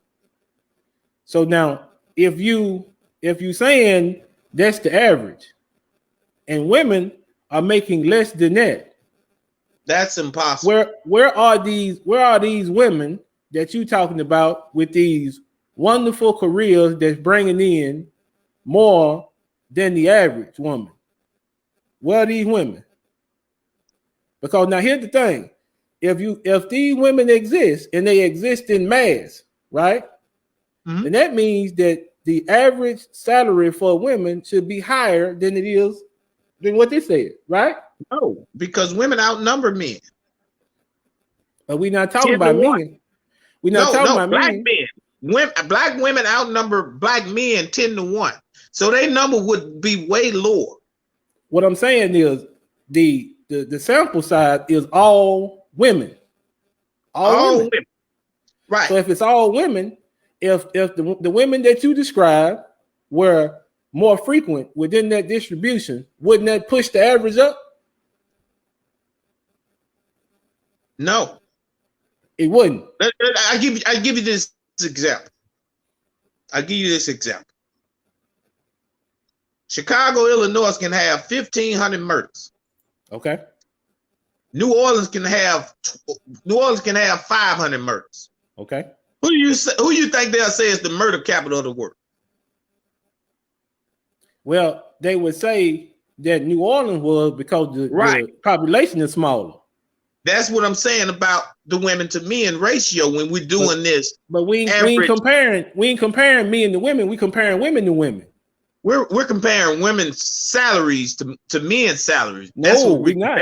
No, we're not. No, we're not. That $28,000 that we said average for women, that whole distribution is only women. It's only women. So what I'm saying is, if the distribution is all women, and $28,000 is the median salary for all women across the United States, if these women with these large careers that make so much money that you're talking about, if they existed and they were the majority, then the average would be higher. The average salary would, because it would be more women making more money, wouldn't it? No, Luton. Okay. Explain to me then. Tell me. Because of the population of women. Okay. And the population of the women in certain states that can pay women certain amounts of money. Okay. See what I'm saying? Right. When you go home to a small town, majority of the women are working. Right. But since our small town is not New York, see what I'm saying? Our small town can't pay the 80,000 that New York can. So that average would go down. I don't have no problem with it. I don't have no problem. See what I'm saying? But what I'm saying, cuz, listen at me. Okay. So if you got, let's say, just to say a number, let's put a number to it. Let's say if you had, and I know it's a whole lot more than this, but if you had 100,000 women across the United States that were employed, right? 100,000. I don't care what state, I don't care what city they stayed in, 100,000. If the majority of those 100,000 women made $50,000, wouldn't the average be closer to $50,000? Yeah. That's what I'm saying. So if the average is $28,000, then the majority of women make closer to $28,000. So if they're making closer to $28,000, where are these women that you described that have the full-fledged booming careers that are making enough money to not need a man? Where are they? But that's what I'm going back to, Luke. Okay. Just because the woman works at Waffle House, just because the woman works at Walmart, just because the woman worked at Fred Dollar Store, okay, they work it. They're not making the $80,000 that the woman on Wall Street making or whatever. But they all working. Whereas the man is not working at all. You see what I'm saying? 3 out of the 10 men are not working at all. Right. You see what I'm saying? But not 3 out of the 10, 3 out of the 5. You see what I'm saying? Okay. It's 8 out of 10 women. It's 3 out of, you see what I'm saying? Like 1 out of every 5 men. So the ratio, the percentages are totally different. That $28,000 that woman make on average is triple that $36,000 that a man make on average, because the population of women surpasses the black man by so much more. So of course they average is gonna be lesser. You see what I'm saying? We're not comparing the salary of the man to the woman. We're not comparing it. I know what you're That's saying. not- You're saying where are all these women that making this lucrative money? Right. Because now if it was the case that there were in mass, if there was a greater number of women that made closer to $50,000 than 28, then the average would be closer to 50,000, wouldn't it? Right. It so would. So where are these? And the reason why I bring that point up is because if these women are not making enough money to support themselves fully, right? If they live in check to check, do you think, given those circumstances, that they would choose to continue to live that way or put themselves under the authority of a man who can provide a better lifestyle for them? Because now think about it. 36 from 28 to 36 is a jump. No, Luton. No. That's actually a decline. So that's you a telling decline, me, Luton. so you telling me this is the point of what I'm saying. So if you telling me this lady who's working and she's bringing in close to $28,000, right? She meets a man who is making close to $36,000. Would it be better for her to come under his authority and submit to him, or continue to work the way she's been working? Which one would she choose? Because now you made mention of these women. You made mention of these women. But on average, if you're looking at $28,000, now you're not at $28,000 now. The majority of them are not, because that's the average. They Right. closer to it. They below it, but they closer to it. Right. That's the way that works, right? And you got this man, he's closer to 36. He might not be at 36, but he's closer to it. You telling me a man who has a chance to be more lucrative and bring in more resources, that woman is not going to choose to be a housewife for that man? Is that what you telling me? Because now think about it. If a man was making $36,000 in Mississippi, in Belzoni, Mississippi, do you think he'd have a problem finding a wife to stay at home? Yes. Okay. Good. You think so? Yeah. You think so? You think the women in Belzoni wouldn't go and marry that man and sit at the house and let him make the money and take care of the house and cook chitlins and lima beans and bake cornbread? You don't think so? I don't think so, Lou. You don't Like think I so? said, living in different times now, brother. Well, I made $88,000. I made $88,000 last year, right? Right. I'm single today. You want to know why I'm single today? Why you Because the single? women that I meet and I date, guess what they say? What they He say? ain't got enough money. He ain't got enough. He don't even make more money than me. See what I'm saying? So if you think, So that's the thing, cuz you just said, you just answered the question. I said that the ladies were closer to $28,000, whereas the men were closer to 36. It's clear who makes more money. that's what I'm telling you, Lou. So let me ask you a question. You made $88,000 last year, Uh-huh. and you met a woman that made $28,000. Right. 28, because that's the average, right? You met a woman that made 28. She would have a problem with marrying you and submitting to you. Yeah. Okay. Because, Lou, we're not at the day and age where the money that the man makes is satisfying to the woman. Okay. That age is gone. They can't say, "Oh, he a truck driver. He make $1,500 a week. I'm satisfied with that from him." Right. That day is gone. They're saying, "Oh, he makes $1,500 a week, but I can make $1,200 a week. Now we can do this together." Right. But my $1,200 a week takes care of me. You see what I'm saying? Or my $800 a week. So they're not saying that I just really need that $1,500 a week person anymore. But You see what I'm saying? Well, you still are in the situation. The situation I'm describing, right, Clearly, Right. the man is make, cause even with you, what I just say, you made $88,000 last year. She made 28. What I'm saying is now, see, you took the margin and said 12 and 15. Of course, she ain't gonna do that because they're too close a margin. That's not today and age, Luton. Okay, but Maybe in a small town. like I told you now, the consensus of the women that I talked to was what I'm sharing with you now. If given the opportunity, they would not take on the masculine role. They wouldn't do it. Now, if they have to, okay. But if given the choice, they would not do it. This is what I'm telling you, Luke. Go ahead.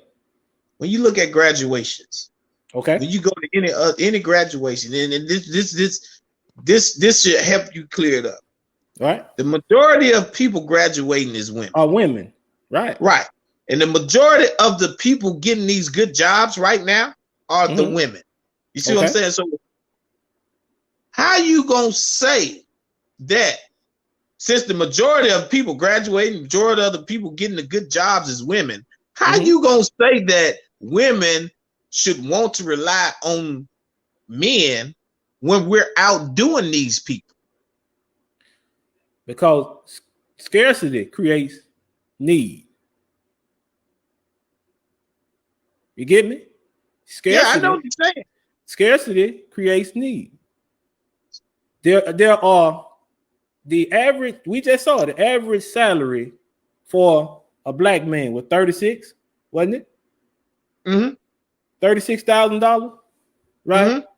Right. You are not an average black man. Okay. Check this out. You're not an dude. average black man. And so let me get through. And because you are not an average black man, right? Then the women that you have access to will not be average. Right. So now, the women who getting the good jobs and who making the money, they still looking for a guy who can take them on and provide them with a traditional lifestyle. They still looking for that guy. And proof of that is you told me, one girl told you didn't, she said you don't have enough money. not right? one girl. Minute. So Minute. but if you did have enough money, do you think she would have a problem then? She would date me, but she would not submit. Okay. She would not. They make their own money now, Lou. I think she would submit because your money would make her submit. No, Lou. Think so? They make their own money. Okay. They can All right. invest. They like I said, brother. They can do one thing about depression, not depression, oppression, that should have taught you was they had the ability to actually control and hold you down. That's oppression. Okay. Women are not oppressed no more. So they can do anything that we can do now. They can make how much money that they want to make now. I don't have no problem with that. The days you talking about, women was being oppressed. I don't have Even no though problem the with man, wait, Luke. Even Go though the man ran the household, women couldn't go out and get jobs, not because they didn't want to or they wanted to be at home and be housewives. The man would tell them, "You better not leave out this house. You better not do this," and they had to do that. Right. You see what I'm saying? I do. So, I see what you're saying. That's what I'm telling you about this, Lou. Those days are over. We've cleared that path. Even though they're not oppressed anymore. Even though women are not oppressed. So what you're telling me now we're getting down to what it really is. Right. So what you're telling me is the way that they were created, the feelings, the drive, the motivations that they have, even though they were created this way, you're telling me that en masse women are choosing not to behave the way that they were created. That what you're saying? Yes. Okay. Because of laws. You see what I'm saying? So what? Maybe what, in Korea, wait. Mhm. Maybe in Korea, the man runs everything. Maybe in Okay. Iran, the man runs everything because they are oppressed. You see what I'm saying? But if they wasn't oppressed, I can guarantee you everything would change about those cultures. You see what I'm saying? The women can't come outside showing their face. They can't drive a car. You see what I'm saying? Okay. They're oppressed. Right. Here Right. in the United States, a woman can do anything that a man can do. No. And if you don't allow it, No. it's against the law. No, she can't. You She see what I'm can't. saying? She can't do anything that a man can do. She can't. What she can't do? What she can't do, Lou? Okay. The jobs that cause now, this is an interesting point. I think this is interesting, right? Because in now you might not, but we'll go. In New Zealand, they tried exactly what you're talking about now. Uh-huh. It's called an egalitarian society where they allowed men and women into the country, and then they put laws in place that didn't allow discrimination based on gender, right? Right. And did you know what they found? What they found? They found out that the women were more given toward jobs that involved people, and men are more given toward jobs that involve things. So how did that come into play? If you leave people alone, just leave them alone, let them sort themselves out, they have a tendency to fall into the roles that they were created for. In New Zealand, they noticed that most women, they dealt in the care agency. They were nurses. They care for patients. They were teachers. They fell into the nurturing role, whereas the men fell into construction work, engineering, things of that sort. Because if you leave people alone, you just let them go, they fall into their natural roles. So what you telling me is that in the United States, because women are no longer oppressed, they are choosing not to fall into their natural roles. Is that what you're telling me? Yeah. That's just point blank, Lou. No, I don't want to be the worker on the railroad, but I can run the railroad. Okay. I can hire the people to work the railroad. I'm still saying, my brother, I'm still saying, because the lifestyle that you live, the people that you have encountered are truly an anomaly. No, Lou. It's an anomaly because listen, if you talking about women in general, women, and I hate to use this term, I guess I've been watching too much Kevin Samuel, but the women are hypergamous. They date up, right? So if a person comes to them with significant resources, and that person says, what I require of you to take part in these resources is that you stay at home and you take care of the kids, you watch the house, take care of the goings on of the family, and I do everything else. They quickly submit to those individuals. What if she don't? What if she don't stay home? What if she choose not to stay home today? Or what if she choose, I don't want to keep it just today? What would happen? I don't look. Wait. I'm not saying. No. Go ahead. No. What would happen? Nothing. Oh, so nothing would change. Nothing would change. So you're saying that man would stay with that woman if she choose, I don't want to stay at home today. I'm gonna go out today. I let the kids' hair be napped. I ain't gonna cook today. You mean to tell me that man gonna say, I'm cool with it? What I'm saying is, if that has been the pattern that woman has set, that she has gotten up and done that every day consistently. No, it's gotta be something that makes her do that. Now, whether he takes away the money, whether he leaves, it's got to be something that makes her say, I want to do that. What would be the reason that'll make her say, I want to do that? So your argument, your argument is circular. You know why I say that? I want to know the answer. Okay. So what causes her to do that? is necessity. What causes her to get up and leave and do something different is necessity. If there's no necessity for her to do it, then she's not going to do anything different. Why should she have to? What you're saying, Luke. Listen to what you're saying. Right? This is what you're saying. If I meet a woman and I can take care of her, only thing she got to do is stay home, watch the kids, cook, clean. Right. We got a good relationship. Right. Right? That's Right. what you're saying, right? Right. But if she sway away from that, Okay. if she want to do something different, does that mean I can't still be with that woman? Or does that mean that my oppression over her was I can take care of her? Yo, and then see, now we can't throw that word around now. We can't throw oppression around because it's not. It's gotta be, Luke. No, because when you meet a woman, like I said, now women date up. They're looking for somebody. They're looking for somebody that can provide them with what they need so that they can fall into their feminine role. So if you meet a woman and you can provide her with the resources that she needs, and she decides that she wants to do something different, is that what you're asking me? Right.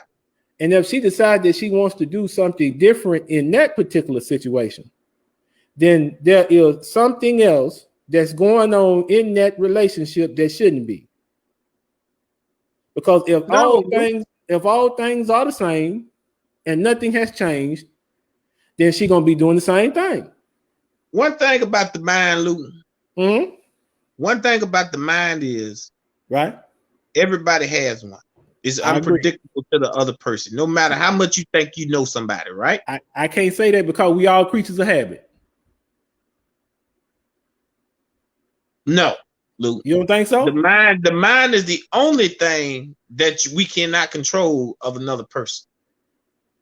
You see what I'm saying? So if that woman wakes up one day and just say, "Hi, I want to go bungee jumping. I want to kill myself. I want to do anything." Guess what? She can do it, and we won't even know about it. You see what I'm saying? Only thing we can say is, "I didn't think she would do that," or "I thought I knew her." So you can't tell me that. So what does that have to do with what you're saying? Right. You right. See what I'm saying? What I'm saying is, okay. You can't say just because we're doing it this way, I'm paying the bills, I'm doing this, that this woman won't wake up one day and say, I want to be a stripper. Okay. You're saying it's not likely, but you're not saying that it can't happen. As I said before, I'm not saying that it's impossible. I'm saying it's improbable. Right. That's what I'm saying. So my question is, what would happen if that improbable happened in that relationship? What would the man do? So if that situation occurred and he was taking his resources and spending it on this lady, then the relationship would probably be broken up. Most likely. So that was his oppression over the woman. No, it's not oppression. No, that's not oppression. That's not oppression. You're taking away something from someone, Lou. And she has taken away her fidelity. But okay, she taking away her fidelity, but you're meaning that the only reason you was with that woman was because of something you wanted. And the only reason she was with you is because of something that she wanted. And so what you describing, what I'm saying? And so what you describing is not oppression, you describing a relationship. No. What relationship? You're holding this money and stuff over her head. That's oppression. And what's she holding over you? What you want. The taking care of the kids, the sitting at the house, the this and that. So how is that oppression? If that's what you want. If you getting what you want and she getting what she want, who's oppressed? She didn't take away what you see what I'm saying? What I'm saying is she didn't say I'm gone. She said, I want to be a stripper. We still together. But you're saying no. You see what I'm saying? Right. You're saying no, we can't be together. Because that's not part of the deal. That's not what we agreed on. How is that oppression? Any relationship is a deal. Any relationship is. There are certain things that I have that you want. There are certain things that you have that I want. And in this relationship, we're going to swap them out so everybody can benefit. That's a relationship. That's not oppression.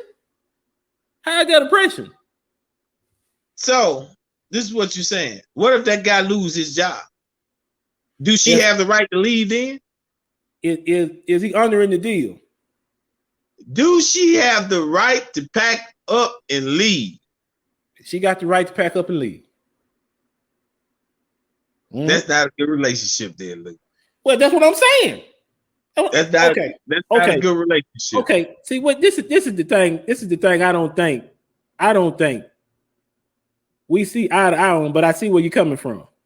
If a woman is involved in a situation, she's involved in that situation because there's something she's getting out of it. Right. If the man is involved in the situation, he involved because it's something that he's getting out of it. Right. Right. So before you enter into a relationship, what you need to do is take some time to learn each other, so that if the surprise, because surprise is gonna happen, but the surprise is gonna be on the minimum because I done taken this time to get to know you. So when we You'll enter never, into, you'll never get to know nobody, Luke.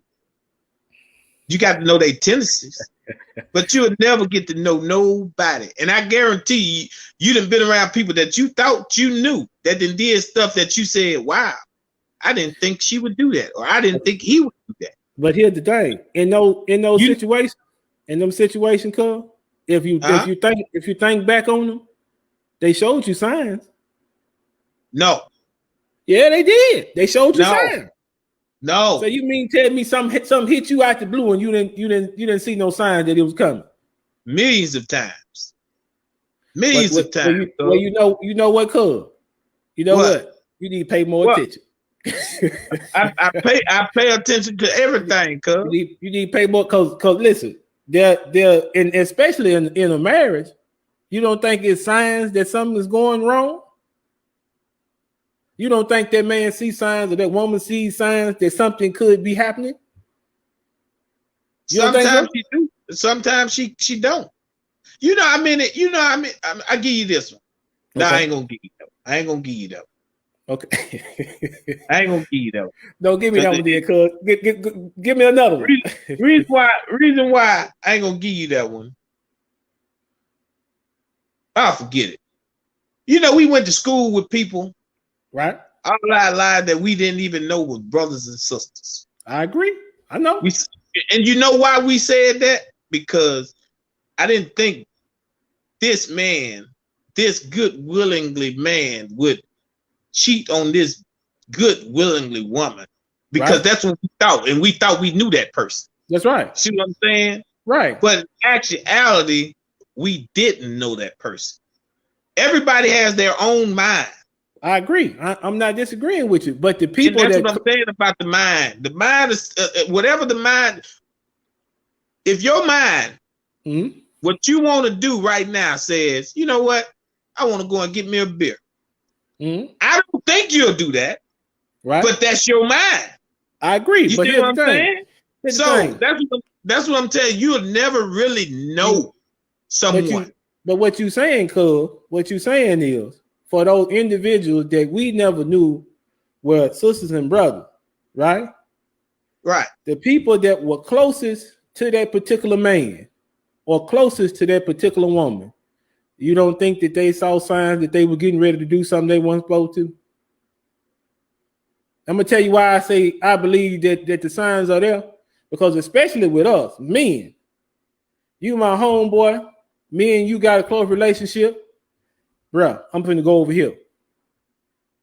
That's what we do. Now, Bruh, I'm finna go over such and such out, man. I'll holler at y'all later. Man, what you doing over there, man? You know what I'm doing. You ain't never Nah, did that? Nah, Lou.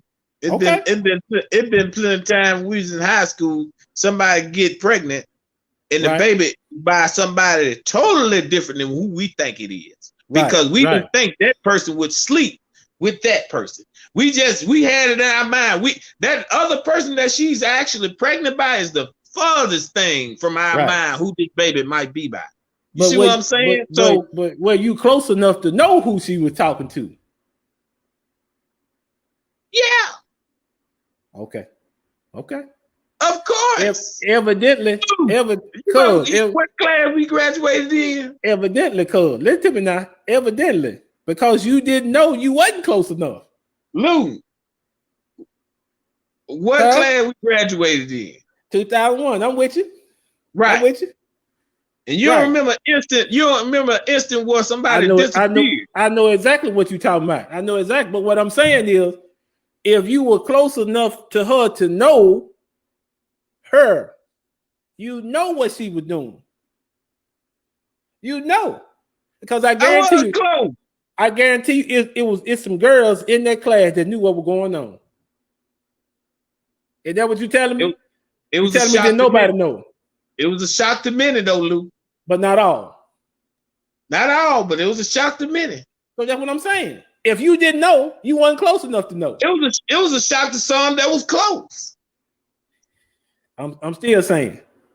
If you didn't know, if you weren't in the know, then that means you weren't close enough to know. It is what it is, man. I'm just telling you now. You think about your homeboy that's with you now. You got some homeboy that you closer to than others. You got some homeboy that you'll share things with that you won't share with nobody else. Because on the scale, your homeboys, some you're closer to, some you're not now. Hey, it is what it is. Just because a person shares something with you doesn't mean you're close to it. And don't share nothing. People that share stuff with their friend that they won't even share with their mama. I agree. You see what I'm saying? So that doesn't mean that friend is more closer than their mama. You see what I'm saying? They just felt comfortable with sharing this information with you. Right. We can't say because you know something about a person, you're closer to that person. Oh, you don't think so? No. I guarantee you got a homeboy that probably knows something that you done did that's real personal that your brother or your sister don't even know about. Because they were like, so my brother and sister ain't closer to me than this cat then. Get the hell out of here, Lou. I ain't talking about family, man. We ain't talking, cause listen. And on the same token now, there's cats that we kin to, right? Right. Blood kin to, that don't have nothing to do with us. You right about that. Same thing. You right about that. You know what I mean? I'm say Lou Neal. What's that? The topic at hand was, do you think women enjoy taking on the role of the men? Right. And you said, were they forced to do it or they wanted to do it? Right. All I can say about that is we are giving them that role. We're not forcing. They're not wanting. We're giving them that role. That's all I can say about that. We're handing it to them. We're saying, here, you be the man. Okay, that's all I can say about that. So tell me, cuz I'm gonna let you go, cuz we'll talk all night. But tell me, I will. So if you given the role to them, right? In essence, you saying if you don't take it, I ain't gonna do it, right? That's what I'm telling you about the black man. So, cuz that's why I say your argument is circular, man. Because when we started, I told you, I said the reason why women today in our community occupy a masculine position is because they were forced to. They're not forced. It's the difference between forced and given. So, cuz what you telling me is, if I decide to slang yay and I get arrested and they take me to jail, the responsibility is given to the woman. It's not forced on her. Yes, it's given because I didn't have to slang yay. Is that woman slanging yay? Or is she working at McDonald's? I didn't have to do this. That's what I mean. That's what I mean. So, okay, all right. So let's look at it this way. All right. So now, if let's put it this way, you have a proxy, a person that's standing in for you, right? Right. You don't use that proxy if you're gonna be present. Right. The proxy only comes in when you aren't around, right? When I'm absent. Right. And that's that proxy's job, right? Right. To come in place of you. That's their job, right? Right. I'm saying that for the sisters in our ethnic group, they are the proxies. They didn't want this job, but this is the job they got to fill, nevertheless. So by definition, if this is something that you don't want to do, that you have to do, you forced into it. They're not forced into it, Lou. So okay. So the millions of children that are born in these single parent households, well, some of us brothers just walk clean off, right? We just let them children just, y'all just go do what y'all. Since your daddy left, then y'all just do what y'all want to do. Is that what you're telling me? No. The dad gave that role to that woman when he left. He didn't force that woman to take upon that role. He gave it to her. Is that a role that she won't, though? It doesn't matter. It does. He gave it to her. No. Does she want the role, though? It doesn't matter if she wants it or not. It's how she got it. You're saying, was she forced in that situation? Right. Was it given to her, or did she want it? I'm telling you, maybe she didn't want it. Maybe she wasn't forced. She was given that role. Okay. You see what I'm saying? I do, but see what I'm okay. All right. So what about this situation then? What about this situation? You have a son, right? 6 months old. 6 months old.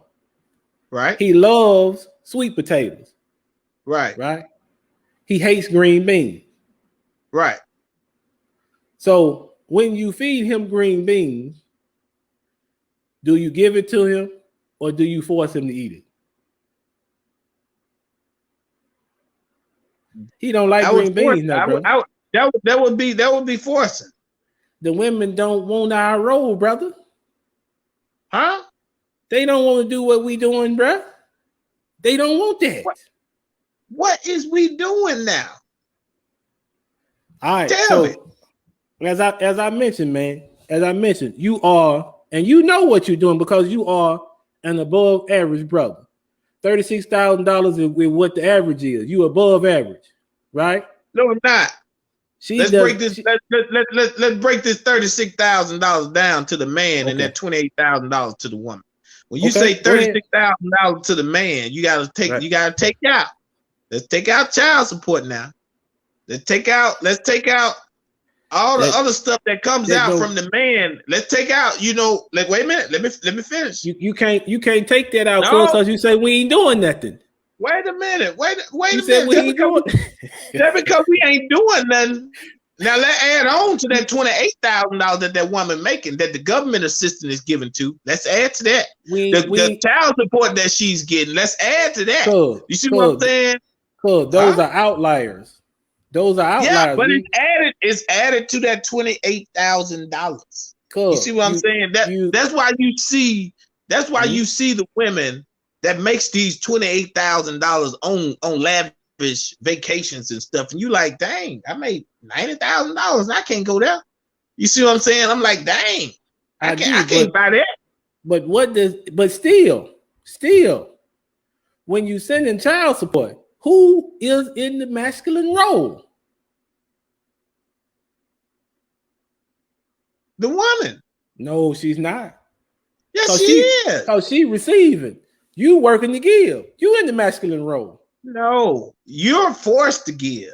You're not working to give. You're forced to give. You still in the masculine role because you still providing resources, man. You ain't providing resources, but you're not being the parent. You're not. What does that have to do with that though? You're not being the man.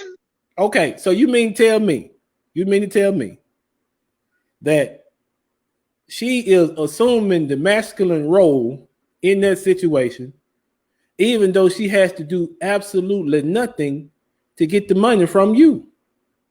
Yeah, because she getting the money and doing what you should be doing with the money. No, She she's going not. and buy. No, wait a minute. Okay. She going and buying your clothes. She going and getting your food. She going and taking you to school. She going and getting, taking you to daycare. That man should be doing. See what I'm saying? So she is taking upon that masculine role. No, brother. She ain't Even though taking she on no getting your masculine role. money. She ain't taking on no masculine role, man. If you listen at what you just said. Listen at what you just said. You said you making $90,000 and you said the child support to this lady and she taking lavish trips, right? Yeah. She all over in Aruba and places like that with the money Correct. that you sent. Right. Who is providing? It don't matter who providing. No, You talking about who? You're talking about who's doing the man work at that house with the money. No, who is providing resources? Who providing resources? This is what you're saying. This is what you're saying to me, Lou. Oh, go ahead. If my dad is rich, but I never see my dad, but he sends me $1,000 a month. $1,000 a month. Right. But my mom there with me every day, feeding me, clothing me, whooping me, teaching me right from wrong and this and that and this and that, teach me how to drive. This is what my mama doing. Right. You mean to tell me I'm still supposed to say that my dad is being more masculine than my mom because he's giving me $1,000 a month? No, what I'm saying is the role that your father is supposed to play as far as providing, he's still doing that. So the only role that the man has is to provide. In the context of what we talking about, in the context, because we talking about salaries, we talking about right. We talking about resources, right? We didn't bring in anything else. We talking strictly about resources. Okay. Let's take away. I'll give you this example. Okay. The woman works. Right. The dad don't. But the dad takes his son fishing, feed him with the fish that he catch. He takes his son to hoop every day. He takes his son, he teaches his son how to protect himself. He walks his son to school. He does everything he can do, but provide with money that the mama is providing with. You see what I'm saying? So you saying that now the mama is being more masculine because she can provide the money? That's what I'm saying. No, Lou. No. Because that stand and nurture. Because see what you're describing is nurturing. Exactly. It is not the primary nature of a man to nurture. That's not what we do. That's not what we do.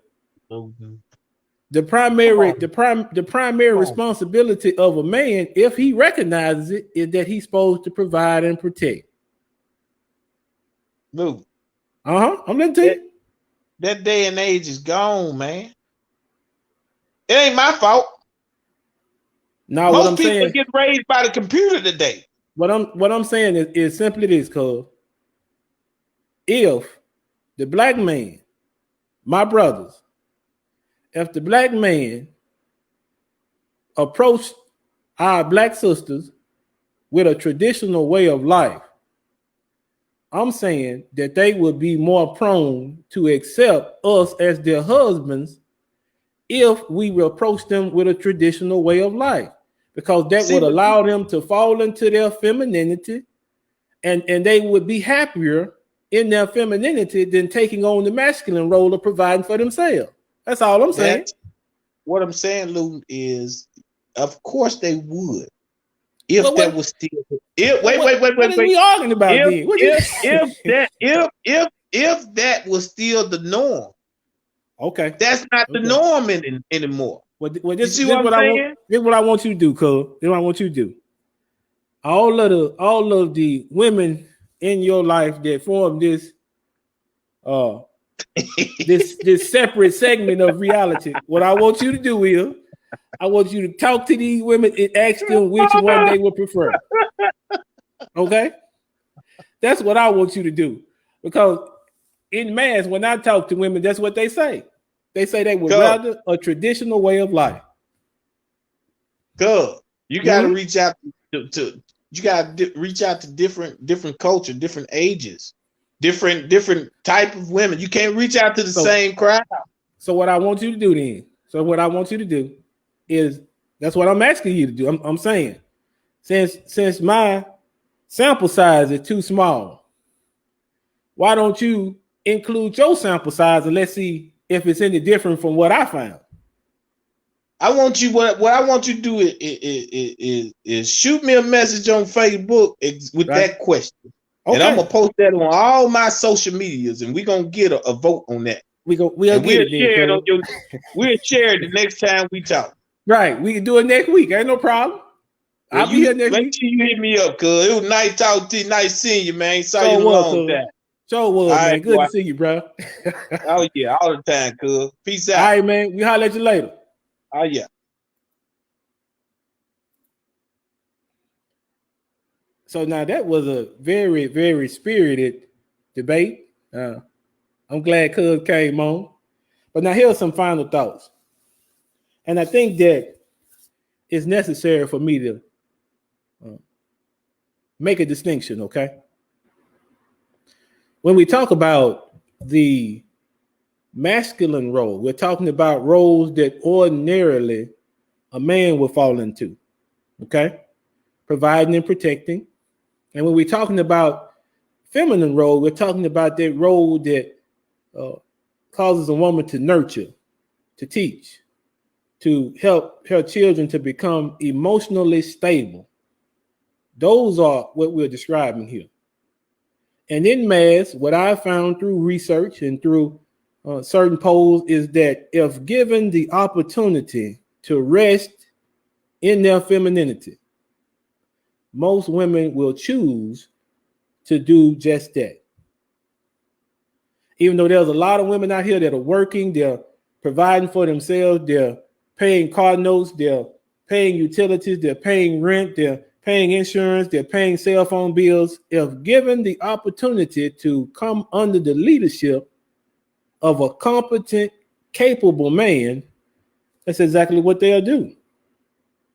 And I think just like what the panelists said, the switching of roles has really hurt the community. The absence of fathers in homes has really hurt the community because the balance that existed during slavery, the balance that existed during the civil rights movement, that balance that created a strong and enduring community has evaporated. It just has.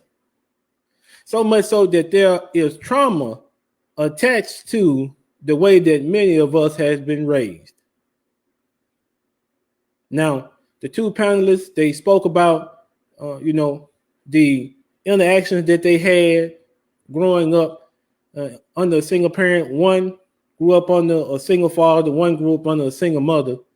But they both, through life experience, has come to understand that it would have been more advantageous to have both parents there. So now we're getting to the meat of the subject. If both individuals are there to fulfill their role, then there need not be any role switching. We don't have to do anything different. And I think that's what we need to get back to, the traditional way of looking at things, because the traditional way, and some would say the biblical way, during the time when Jim Crow segregation, during the time of slavery, during the most difficult time in the history of our community, marriage was still strong. It was a mainstay because people valued marriage. They understood that marriage was the basis of a strong family, and then a strong family was the basis of a strong community. We've gotten away from that. And the only thing I'm pushing now, and I'm pushing in a positive direction, I think, is that we look at where we are and try to move forward better. What we're doing now isn't working. As we mentioned, millions of children in the African American community are being raised by a single parent, and as a result, there is, as Jay put it, an imbalance. We have to correct that imbalance if we want things to move forward. Y'all stuck with me a long time, man. We had a good discussion. And if you think we should do this again, please come in and let us know. And we'll get the panel again. We'll get it together and we'll have a good time again. I thank you all for tuning in. I really appreciate the fact that you took some time out to sit and listen to the conversation that we're having. Next week, maybe we'll do it again. But until that time, be easy.